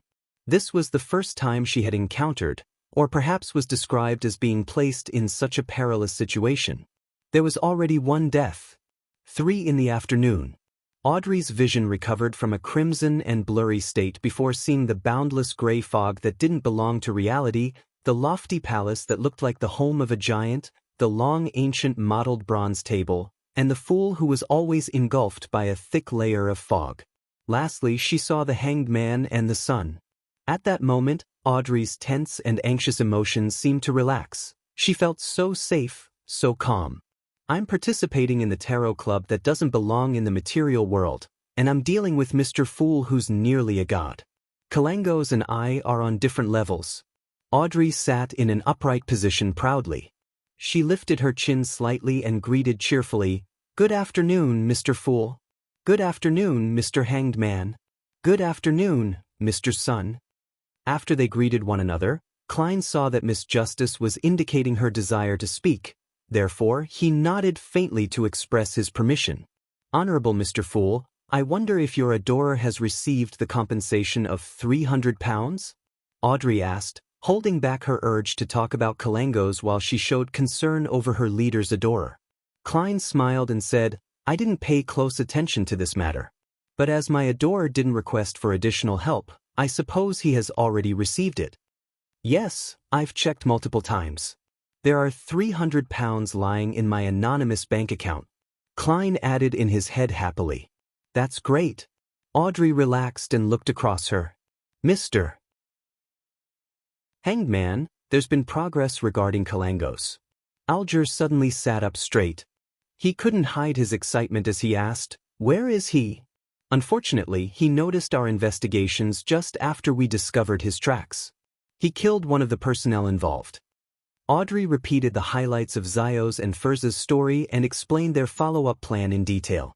Alger nodded faintly and said, "I'll pay close attention." Then, he turned to the side and looked towards the seat of honor at the long bronze table.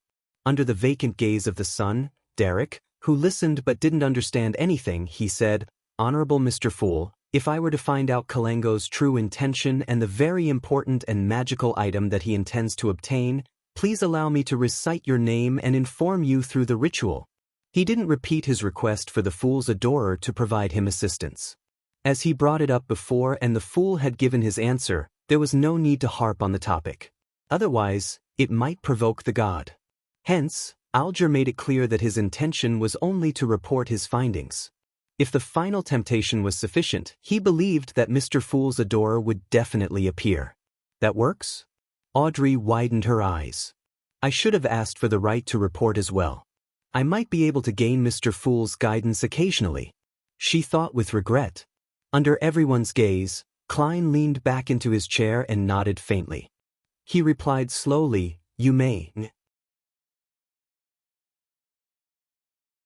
Chapter 179. Praising Mr. Fool. Alger heaved a sigh of relief when he heard the fool's answer. He lowered his head and humbly said, "Please allow me to thank you in advance. That's because I'm also curious about the item Kalangos is searching for. I want to know about the item that can allow a sequence 6 Windblessed to have the strength of a sequence 4. I'm also curious about what a pirate admiral is going to do in Backland." Klein smiled, maintaining his profound posture. "It's not like I've promised to provide assistance after I hear your prayers," he emphasized in his heart. But now, he was a lot more confident than before. Now, he had actual allies and the mysterious Mr. Azik who was currently in Backland. If it was absolutely necessary, Klein was willing to use the bronze whistle to enlist the help of Azik. Of course, he definitely wouldn't mention the Tarot Club. He would probably say he got information from some random source. There were still 2 problems that existed in this matter. First, Klein was only limited to a cooperative relationship with Azik. It wasn't necessarily the case that Azik would provide assistance unless he was interested in what Kalangos was doing or the mystical item that he was after. Second, Klein was unsure of just how powerful Azik was. Even if he had made the assumption that Azik was a high-sequence beyonder, he had to consider the fact that his memory loss might have weakened his abilities. After all, knowledge was usually equated with power, and the lack of knowledge would definitely diminish Azik's power. If that was the case, Klein couldn't guarantee that Azik could deal with Kalangos, especially with the latter wielding the creeping hunger. Klein was afraid that he would be placing Azik in danger, so he was unwilling to trouble Azik unless he absolutely had to. Now that I think about it, Mr. Azik's terrifying messenger can be summoned with the bronze whistle. No, that thing doesn't look like a messenger at all. It could take the role of an evil boss. So, even if Mr. Azik cannot beat the creeping hunger-augmented Kalangos, he should be able to defend himself easily and have enough power left to save the Hanged Man, Miss Justice, and her partners. Klein shifted his posture as he thought, still leaning against the back of his chair. He propped his right leg over his left. The Hanged Man. Alger looked at the fool and spoke once again. "I'm about to receive a batch of pages from Emperor Rosel's diary. I believe that I can present them to you in the next gathering, or the gathering after that." According to the arrangement of the Church of the Lord of Storms, Pritz Harbor was under the jurisdiction of the Backland Diocese. Thus, Alger could enter the capital and wait for Rear Admiral Hurricane Kalangos to show himself under the guise of reporting about his previous voyage. Backland had been the headquarters of the Church of the Lord of Storms until the end of the last epoch, having shifted their holy altar to Pasu Island only after the establishment of the Lone Kingdom. Regardless, the status of the Church of the Lord of Storms in Backland was second only to the headquarters of the 7 great churches. One could imagine the information the Church of the Lord of Storms held. Under these circumstances, Alger was confident that he would be able to collect pages of Emperor Rosel's diary in the name of research. After all, they were indecipherable at present. Klein allowed joy to color his tone, as he said with a gentle nod, "Very good." What he was really feeling right now was a mix of joy and worry. He was happy that he could see several pages of Emperor Rosel's diary soon. They might contain a lot of useful information, but he was also worried about what he had to give the Hanged Man in return. After all, no one knew if the Hanged Man would be interested in the contents of the diary, or if the content was valuable enough. Even a seer is unable to determine that in advance. Must I really let my adorer help him? Klein gave a silent sigh. Audrey Hall hurriedly spoke up when she saw the conversation between the Hanged Man and the Fool end. "Honorable Mr. Fool, may I recite your name and inform you using a ritual should I receive any timely and useful information?" Look, Miss Justice's choice of words is so refined. Compared to her, you are too vulgar, the hanged man. Klein nodded slightly, saying past the fog, you may. Great. Audrey secretly clenched her fists. At the same time, Klein turned to look at the son, Derek Berg, who had been silently listening to their conversations. He spoke, his tone was peaceful. The same goes for you as well. Yes, Mr. Fool. Derek lowered his head. The majestic palace was silent for a few seconds before Audrey spoke. I need the complete pituitary gland of a rainbow salamander. One of the main ingredients of the telepathist potion? Hanged man Alger nodded slightly as if he was contemplating. I don't have it. To be honest, I've only seen this creature in textbooks. The son, Derek, heard the term automatically translated to him as phantom netherdrake. What kind of textbook would discuss a supernatural creature? How envious.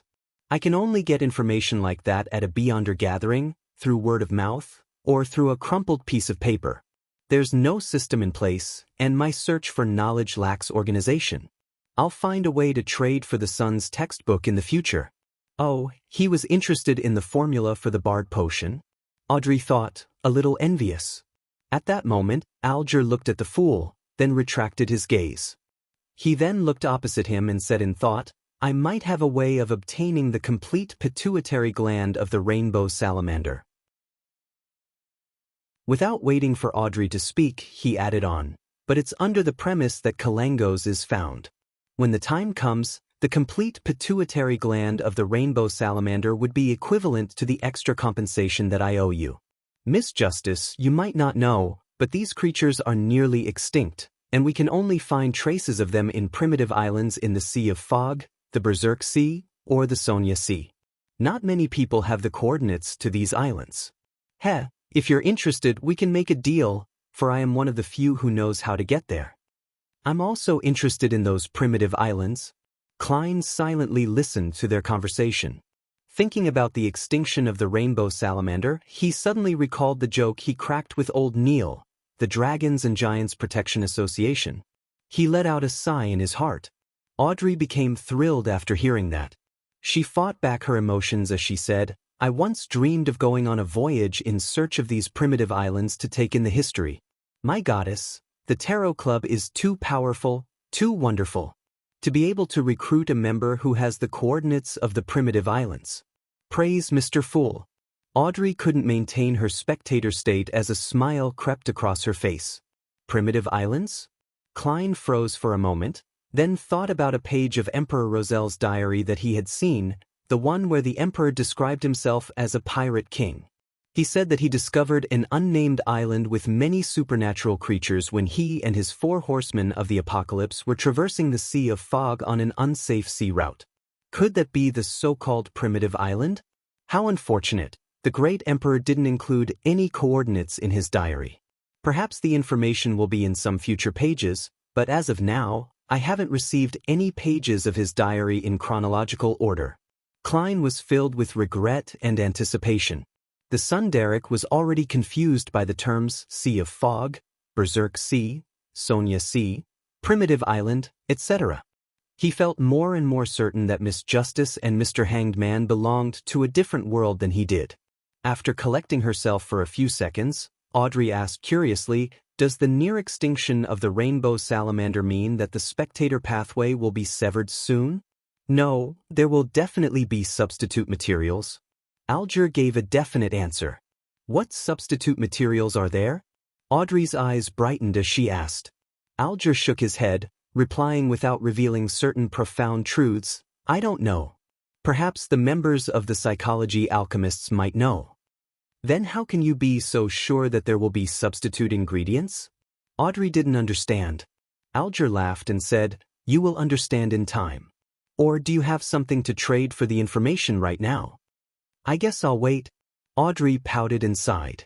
She also dismissed the idea of asking Mr. Fool.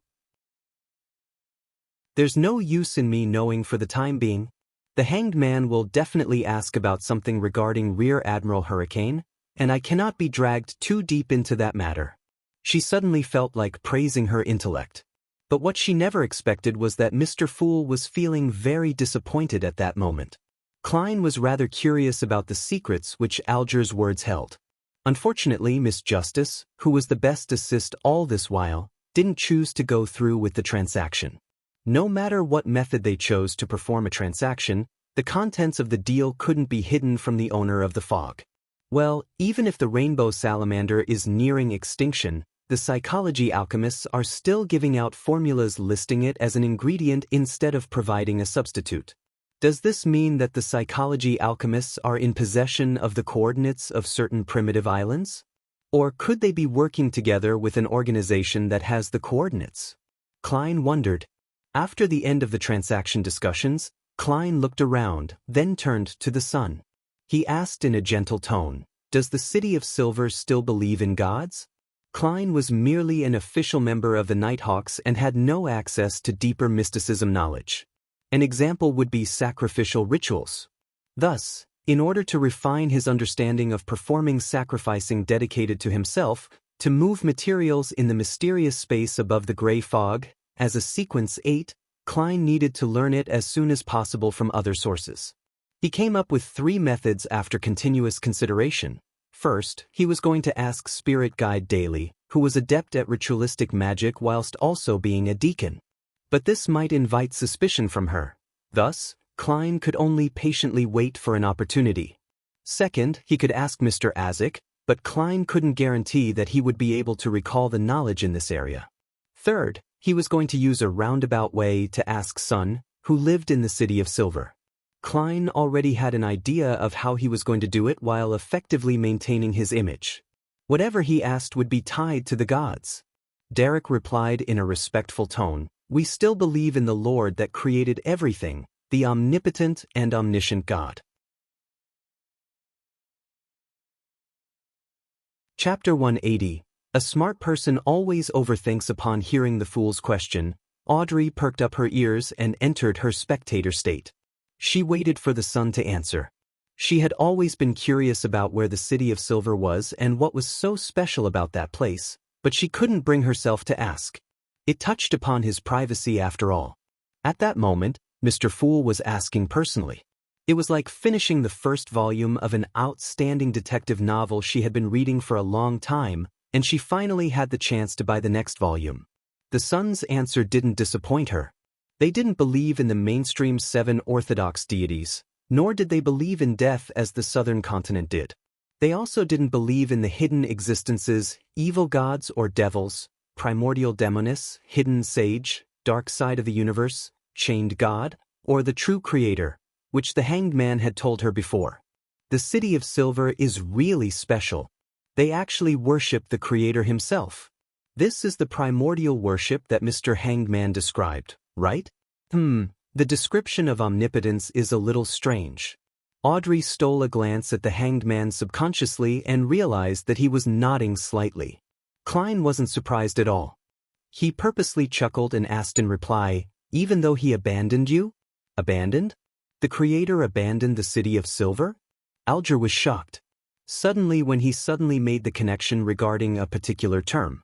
The forsaken land of the gods.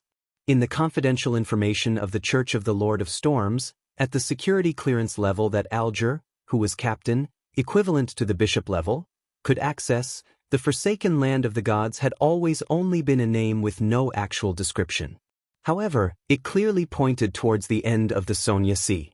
From what he knew, even the cardinals at the core of the church had no idea what the forsaken land of the gods represented. But only the leader of the church, the proxy of the Lord of Storms, knew something about the situation and seemed to be taking charge of the hidden mission to look for the forsaken land of the gods. Alger had once made a bold guess when he equated the true creator's holy residence, which was promoted by the Aurora Order, with the forsaken land of the gods. But, unfortunately, the fool hadn't confirmed his guess, so he couldn't be sure. Now, he was shocked and surprised to find that the Tarot Club member using the sun as his code name was very likely from the forsaken land of the gods. Mr. Fool knew where the forsaken land of the gods was all this time, and he could pull someone from there to be a member of the gathering. This is a hidden place that the Church of the Lord of Storms has been trying to find to no avail. Alger looked at the fool who was seated in the seat of honor at the end of the ancient long bronze table in horror. He could only see that he was leaning back in his chair in silence, engulfed by the thick fog.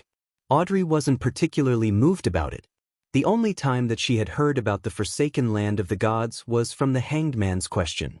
She wasn't particularly interested, so she failed to associate it to anything from what Mr. Fool said earlier. The City of Silver has the legend about being abandoned by the Creator. Mr. Hangman seems to be deeply affected. What is he amazed and afraid of?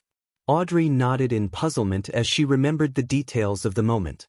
Yes, we believe that we will regain the Lord's favor in the end. Perhaps it will be on the day the sun rises again, Derek Berg answered in an uncertain tone. We were once ruled by the giant's royal family, and we worshipped the giant King Ormer. Later, we were saved by the Lord and we will never betray the Lord again. Ruled by the giant's royal family. It really is ancient, but it doesn't seem to match. Alger, who had guessed at something, suddenly recalled the description about the second epic in the hidden chapter of the Book of Storms. The second epic was also known as humanity's dark epic. At the time, the sky, ocean, and land were ruled over by dragons, giants, elves, mutants, devils, phoenixes, demonic wolves, and dead spirits. But in the end, the Lord of Storms, eternal blazing sun, and the God of knowledge and wisdom led humanity into defeating the supernatural creatures and ushered in the beginning of the third epic, the glorious era, which was later known as Cataclysm. Giant King Ormer. Klein repeated the name in silence. In various legends and myths, it was a great existence on par with the deities. Even now, there were still some places that worshipped him. Even the most famous and most expensive grape wine in the Intis Republic was named after Ormer. It was said that the giant king particularly fancied grape wine, which was like blood. Considering the fact that the Church of the God of Combat is in control of the complete pathway of the warrior, which once belonged to the giants, can I assume that Ormer was the ancient god of combat? Klein guessed. He nodded deliberately but didn't think any further about it. He then asked calmly, "Do you still offer sacrifices to this omnipotent god?" "Yes, we still do. But since the day we were abandoned, we have never gotten any response." Derek's voice had a hint of unconcealed pain. Klein leaned against the back of his chair leisurely. He half closed his eyes and said, "Describe the process of your offering ritual in detail. Does Mr. Fool want to figure out the truth behind the City of Silver's abandonment? Or does he want to determine if the Creator still exists?"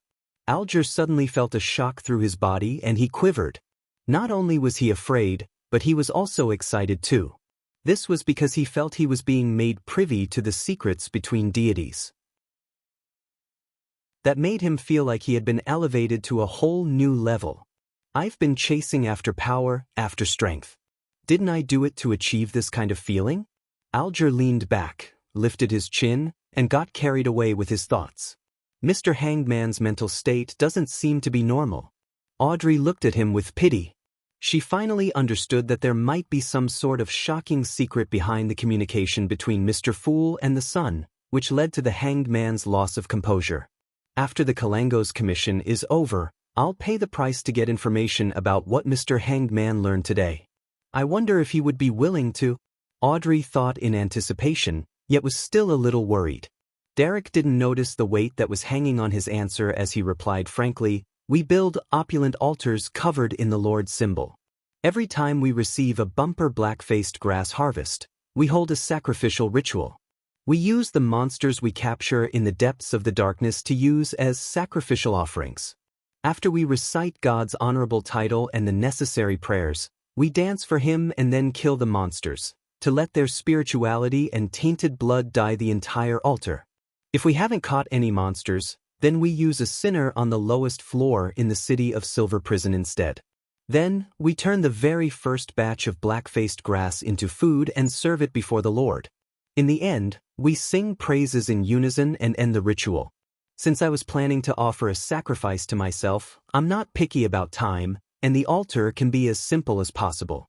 The most important part would be to open a channel with the aid of the monster's spirituality or the blood containing beyonder powers to complete the sacrifice offering. Of course, This is under the premise that one will receive a response? How extravagant! Klein used his mysticism knowledge to analyze every step of the sacrificial ritual in the City of Silver before finally saying, "What are the corresponding prayers? What language do you recite them in?" Derek was also looking forward to this, so as to gain hints from Mr. Fool on how to shake off the curse, so he recalled it carefully and answered, "We use Jotun, which is also our common language. The corresponding prayers are, your devoted believers pray for your attention. We pray for you to take their offerings. We pray for you to open the gates to your kingdom." Klein listened in silence and intentionally let the engulfing fog slowly swirl around him. He nodded as though deep in thought and remained silent. As for what he learned from it, he obviously wouldn't share it. Alger found it very normal. How could the secrets of a deity be revealed directly to a mortal? Derek also steeled his resolve to quickly grow in power, so that he could obtain something that could garner Mr. Fool's interest in exchange for his guidance. After some more communication, Klein ended the gathering. He watched Justice's, the Hanged Man's, and the Sun's figures vanish before him. He looked down and saw the boundless gray fog and crimson stars that seemed eternally immutable. However, after he advanced to Sequence 8, he realized that he could connect even more stars.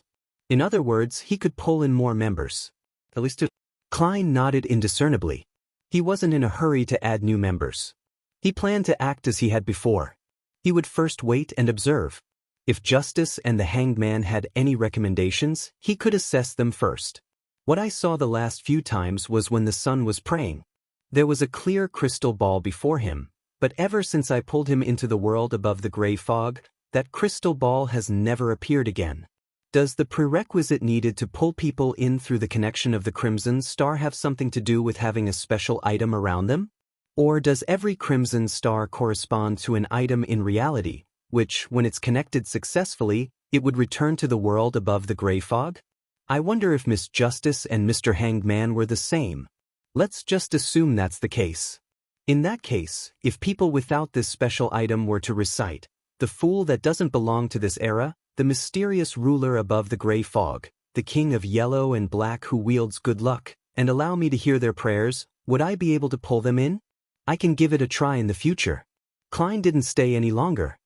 He wrapped himself with spirituality and stimulated a descent, leaving behind the lofty palace, the ancient table, and the 22 high-back chairs which sat immutably above the gray fog. He had mastered the overflowing power of the clown potion and eliminated the corresponding negative effects. Therefore, he wanted to try the ritual to summon himself. I wonder what I'll conjure this time. Klein thought in anticipation and fear as he fell through the mad ravings. Chapter 181. Different state. Klein didn't hurry to dispel the wall of spirituality when he returned to his room. Instead, he expertly took out a candle infused with sandalwood and placed it in the middle of his desk. He then followed the steps for the ritual, lighting up the candle with his spirituality and scattering essences, extract, and herb powder herbs symbolizing good luck and mystery. He saw the flame alternate between being dull and bright as he took in the fragrance of peace and harmony. Klein took 2 steps back and looked at the candle on the table.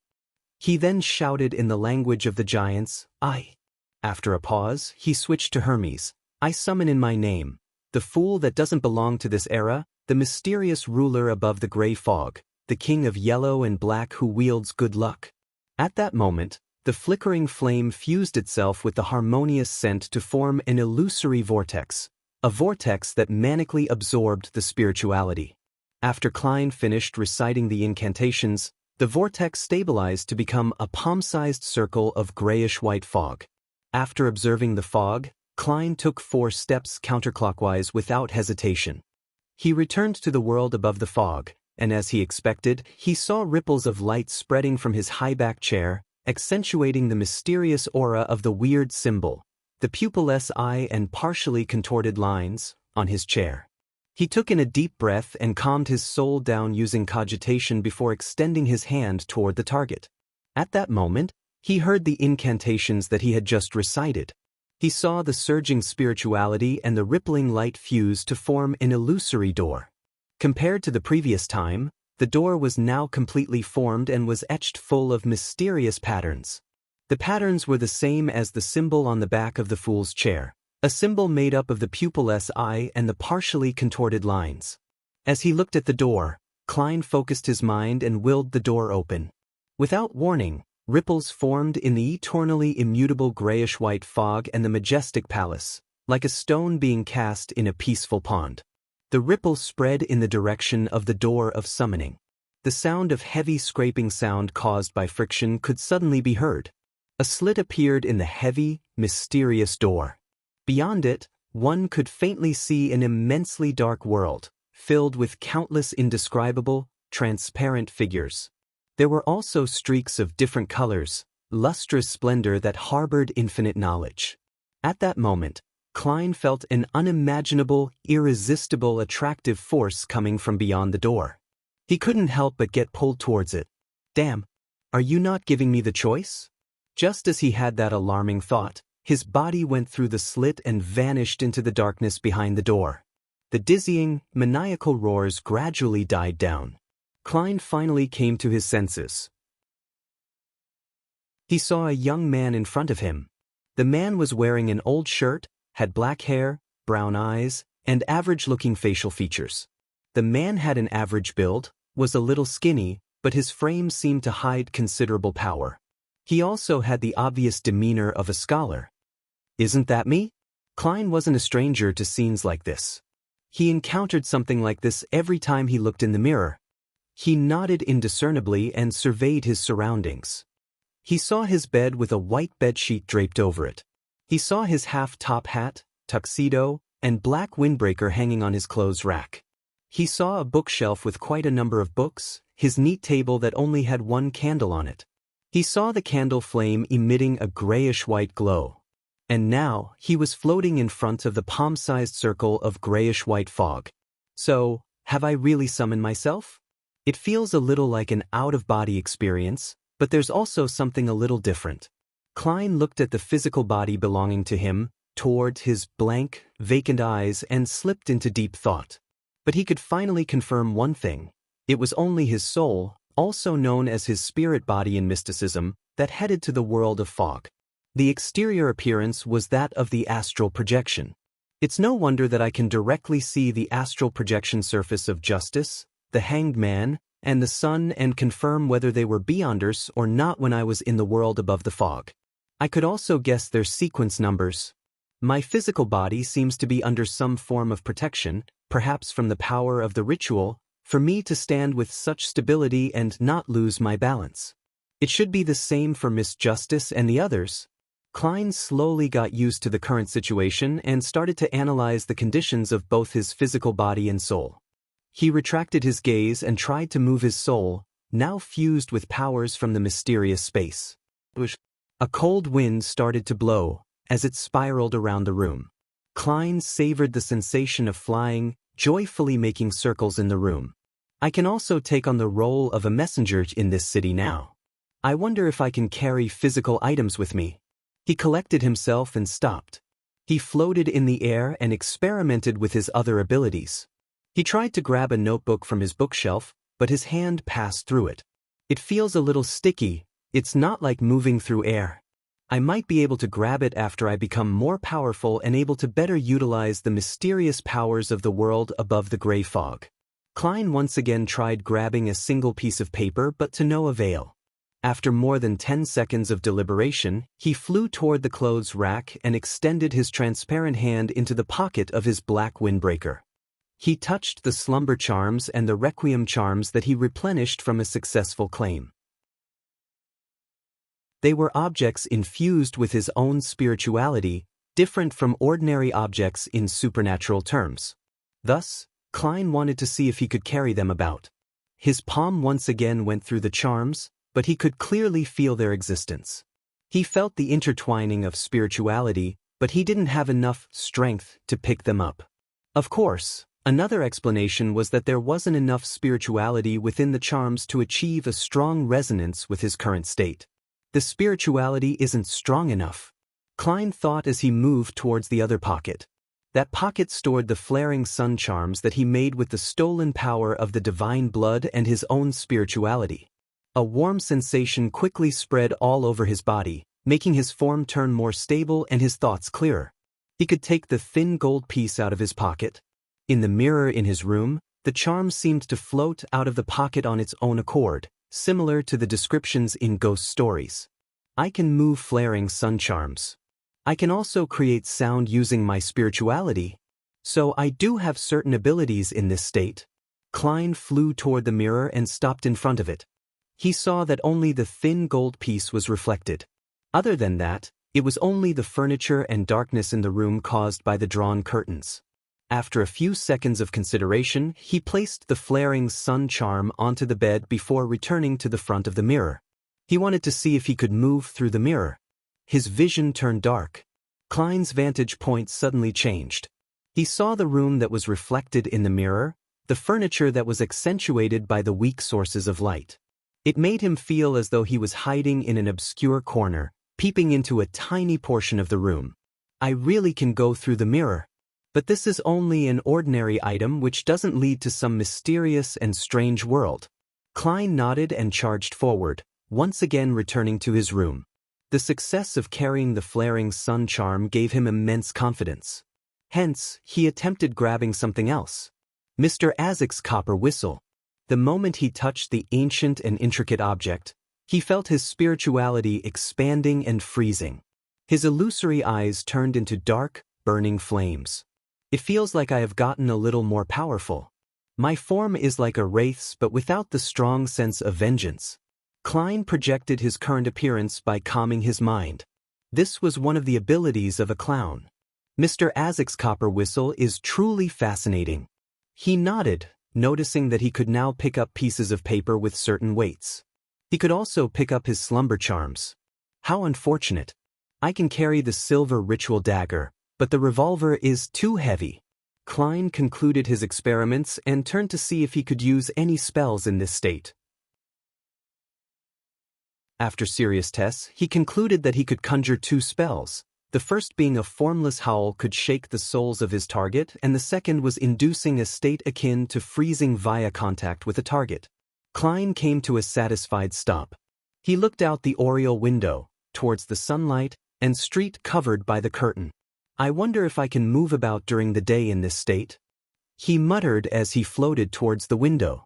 He then carefully lifted the curtain, creating a slit and allowing a small amount of sunlight to pass through the wall of spirituality and into the room. Under the radiant sunlight, Klein felt his soul boil with a black fog. His powers were also being drained away bit by bit. He quickly released his grip, allowing the curtain to block the light. Klein thought for a moment, then placed his gaze on the flaring sun charm on the bed. I wonder if the effect would be the same if I'm augmented with the divine blood of the eternal blazing sun? He floated toward the bed and tried to grab the thin piece of gold. But just as he touched the charm, the warm, pure feeling formed a stark contrast with his burgeoning cold spirituality. It was like an existential conflict between fire and water. Sizzle! He tossed the piece of gold away as if he had been burned.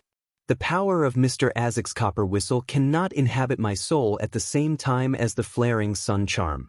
Klein understood as he set the copper whistle down. He felt his spirituality shrink, and the black flames in his eyes extinguished. In this state, both the spells I can use have been weakened. After another round of experimentation, Klein grabbed the flaring sun charm, once again feeling the stabilizing and warm purifying effects the charm had on his spirit body. He returned to the window and cautiously moved through the curtain. The sunlight only felt warm on his body, but it didn't inflict any harm. Not bad. Klein let out a mixed smile. He made his way past the wall of spirituality and cautiously flew out of the house with the intention of conducting more experiments.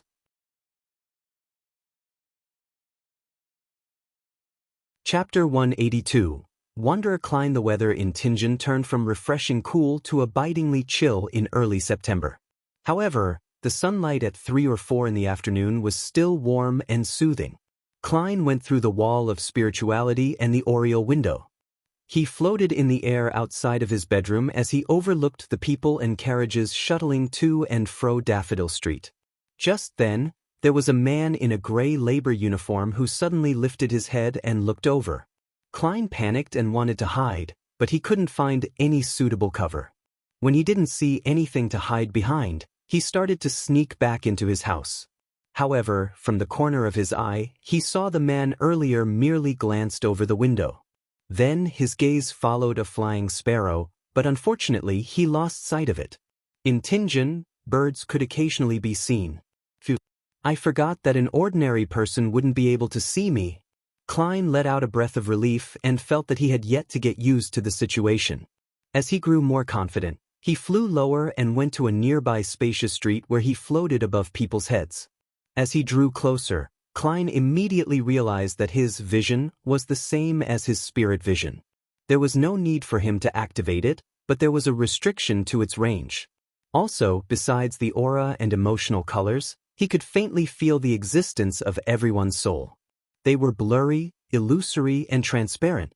In this state, I think I could bypass a person's body and directly attack their soul. Klein nodded thoughtfully. He circled around and prepared to test his fastest speed. Hence, he flew towards Iron Cross Street with all his strength. It didn't take long before he came to a halt and arrived outside the apartment he used to stay in. It should be about the speed of a car on the highway. It's a pity that I still can't go in and out of the spirit world. Otherwise, it'd be perfect. But if I were to be lost in the spirit world, it's said that the consequences are very severe.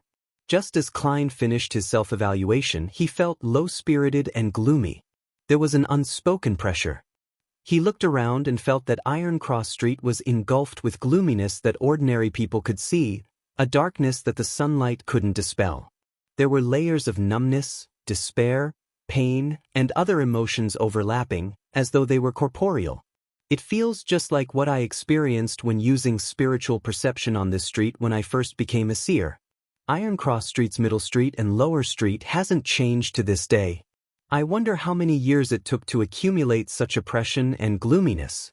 Klein recalled the past and sighed as he flew up to the third floor of the surrounding buildings. He finally felt sunlight and shook off his depression. Klein flew along Lower Street and from time to time, he would see residents who were dressed in tattered clothes, looking expressionless and malnourished. He even ran into two bodies that had died of natural causes, prolonged starvation and malnutrition with a sudden infliction of an illness. There were countless people who died in agony every month. However, the bankrupt farmers and slaves that surged in from the southern continent replaced them very quickly. Klein sighed in silence and changed direction and flew south. That was the industrial area of Tianjin. The steel works, lead factories, ceramic factories, printing factories, metalworks factories, machine construction factories, and other factories all built right next to one another. As he flew, Klein saw towering chimneys. He saw dust filling the air and a thick gloominess that was only slightly better than that of Lower Street. It was crowded with emotions of exhaustion, pain, pessimism, and numbness. Laborers who were in their 30s were considered the minority.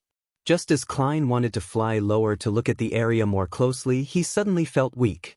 It was a weakness that came from inside him. My spirituality can't withstand the duress. Klein became alarmed. He was in a hurry to return home, but he suddenly thought of a better possibility. I was summoned out. If I were to end the summon, I would return naturally. He calmed down and carefully felt the surrounding environment and his status. Unsurprisingly, he discovered something that was connected to him from infinitely far away but also infinitely close to him. It formed an intricate tether to him. Through this connection, Klein clenched the flaring sun charm tightly and willed the strong desire to end the summoning. A massive and terrifying suction force overwhelmed him as his figure went from transparent to nearly invisible, and in a flash, he vanished from the corporeal world. Silence was everywhere in the boundless gray fog, and there were illusory crimson stars that twinkled. Klein reappeared in the lofty palace that looked like the home of a giant, as he sat in the seat of honor at the ancient bronze table. The entire procedure went well. Furthermore, Klein looked at his spirit body in pleasant surprise and saw that it contained a warm and pure gold portion. The flaring sun charm. I actually brought something corporeal into the world above the gray fog. He held the charm with a smile and fiddled with it to make sure it wasn't an illusory item. Klein stood up and paced back and forth, feeling completely gratified. He thought to himself in anticipation. As expected, ingredients and items can be brought into this mysterious space. I just need to find the correct way. However, this method is quite complicated. It needs me to do quite a bit before it reaches the destination. Furthermore, if I were to be summoned by the members all the time, it would damage the fool's image. I can only do that occasionally, or after I understand it more. I can design an incantation that summons the fool's adorer, but it will similarly be directed at me. I'm not some born labor. Why must the incantation point towards me? When the time comes, I can conjure what seems like a messenger or a more unique adorer, and let it deal with the dispatch and collection of materials. Ideas popped up one after another as Klein contemplated. But due to the limitation of his capabilities and knowledge, he couldn't put them into practice just yet. As he became even weaker, Klein didn't dare to stay any longer. He used his spirituality to envelop himself and simulate the feeling of descending. In the blink of an eye, he returned to his bedroom. He saw splendid sunlight pouring in through the gap in his curtains. He examined his body and made sure that the flaring sun charm wasn't brought back but left above the gray fog. When I've gotten enough rest, I'll repeat the summoning ritual at dawn to bring the flaring sun charm back to reality. Sigh, it would be great if I could maintain the state a little longer. That way, I would be able to investigate the houses with red chimneys. It's such a pity that I can't do it yet. I could only fly long enough to investigate a few houses before having to return above the gray fog and rest for half a day. The efficiency would be just as low. Klein walked before his desk and put out the silent burning candle. After he packed his things, he didn't remove the wall of spirituality immediately. Instead, he sat down and took out a pen and paper to write a letter to Mr. Azik. After he wrote the salutation of, "Dear Sir," he pondered for a few minutes before penning. I recently received news that one of the 7 pirate admirals, Rear Admiral Hurricane, Kalangos, has infiltrated Backland. He carries a mystical item called the Creeping Hunger. It provides an ability similar to a shepherd, which is a sequence 5 beyonder that swallows different souls and obtains their corresponding powers. It said that there is a limit to the number of souls that one can let out to graze, but the souls can be swapped out. Kalangos seems to have many beyonder powers, and I'm not sure what he's trying to do in Backland. The news I received suggested that he might be after a very important, very mystical item that could make Kalangos a high-sequence beyonder or as powerful as a high-sequence beyonder.